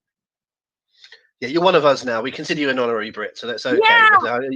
You can you can sit on both sides of the fence, as it were. Perfect. Well, I got to change my name at some point because I haven't lived in SoCal since like 2002, and I don't know that Milton Keynes has the exact same ring to it, but I'm working on it. Well, I suppose it's even worse. SoCal, you're taking the first syllable, aren't you? So if you do that with Milton Keynes, it becomes Milky. So that's a bit of a different thing. Milky Val, if you want to go down that route, but it's a bit. I can see that being troublesome. Back when it was Davey Boy was on top and was having that match with Bret, he was a bit of, he was almost a one-off. There was the odd Brit working abroad. Obviously, William Regal would have been someone that was doing it early on. But these days, we kind of take it for granted that whatever federation you look at in the world, whether it's WWE or Impact or AEW or New Japan or whatever it may be, there's Brits everywhere. That kind of started around about 10 years ago or so, and Impact would have been at the forefront of that, and you would have got to work with some. Would you be able to sort of give us a bit of a rundown of some of your favorite Brits that you got to work with? Not just in Impact, but anywhere. The first person that comes to mind, obviously, is Nick Aldis, who is, our current NWA champion. He's an amazing talent. It was interesting to see his career as he came from the UK, and how they sort of tried to figure out how to use him. And I don't think he really reached his full potential until, like, right now, I'd say he's in his prime. We also had, if you remember, they did British Boot Camp. So we had Rockstar Spud and Marty Skrull. Those are two of the first ones I met. And then when I came to the UK to do shows, some of the first people that I met was Lionheart, Dear Lionheart, and Chris Travis, another good friend gone way too soon. And there's just some amazing talent here. Martin Kirby, I think of people like Joe Hendry. There's so many really, really talented guys here. Grado, for example. I mean, he's a damn national treasure. We love him. So from that far back to as recently as like 5-Star Wrestling and WOS, I've had the chance to be around some amazing wrestlers from the UK. Yeah, most definitely. And you brought up Nick first of all there. I always think that the first time I ever heard his name mentioned was actually I know for exactly when it was. It was in June 2008, because it was TNA's first tour over here. And I genuinely, this is not a name drop, but I remember Dixie Carter saying to me and Simon Rothstein, have you heard of this guy, Nick Aldis? So that's when he was first on the radar. And I think you're talking about him coming into his prime now. He's still, he's still a young man, isn't he? He's had all this experience, but he's still a young man. And he's just grown into this champion, as well as being a wrestler. He's just a champion. He is. And I think we all kind of knew that he had it in him. And it's a shame because so many people, and and it's not one person's fault. Everyone goes, oh, it was this person's fault and creative. But it's like there's so many different factors that go into why something worked and why something didn't work. But with him, it's just so cool to see him now, in his element, and sort of not just as, let's throw him in a tag team, or let's do this gimmick on him or this gimmick. And it's been so great. Another person that comes to mind like that, which I think was, I don't want to say misused, but didn't really reach their full potential in their first WWE runs, Drew McIntyre. Of course, yeah.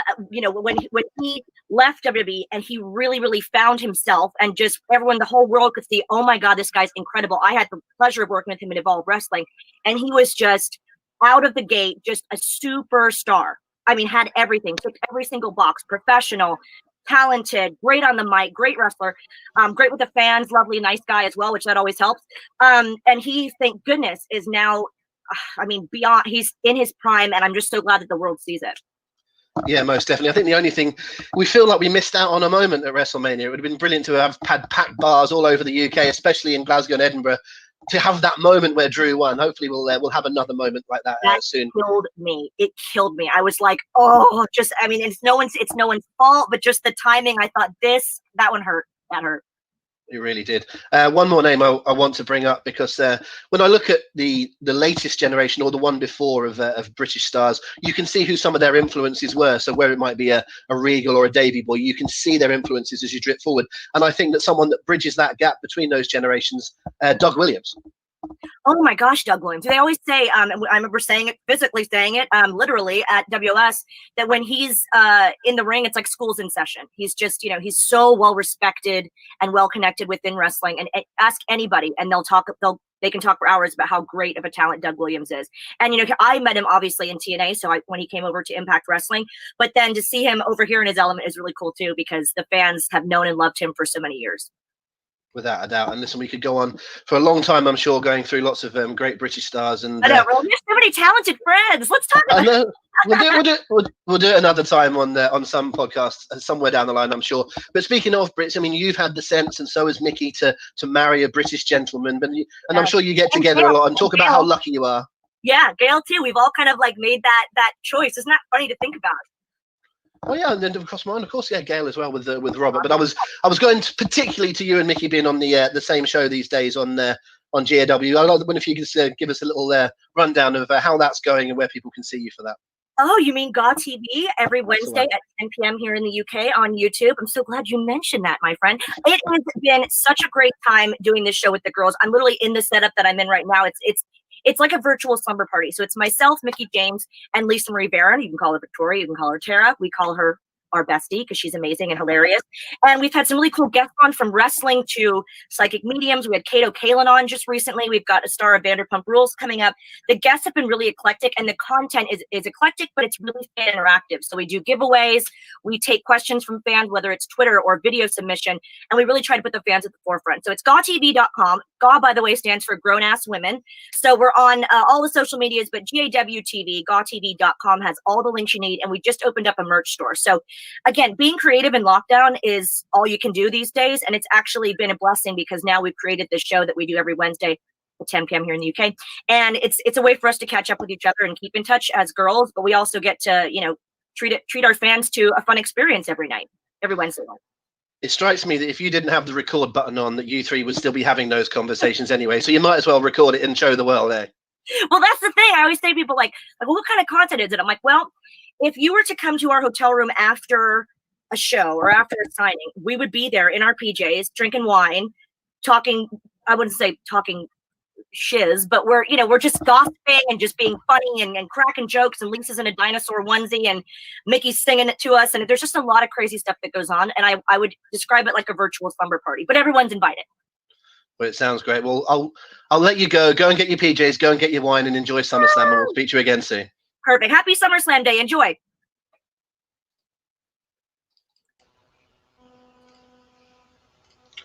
Right then, Paul. Awesome. We made it. We made did. it to the last minute before SummerSlam. Talk about getting in under the wire. I make it 30 seconds to midnight, my friend. Well, let's wrap this up very quickly, guys. Thank you so much for this. It's been absolutely incredible. We've loved putting it together. Thank you to all our guests. I'm sorry we've got such little time to finish this off.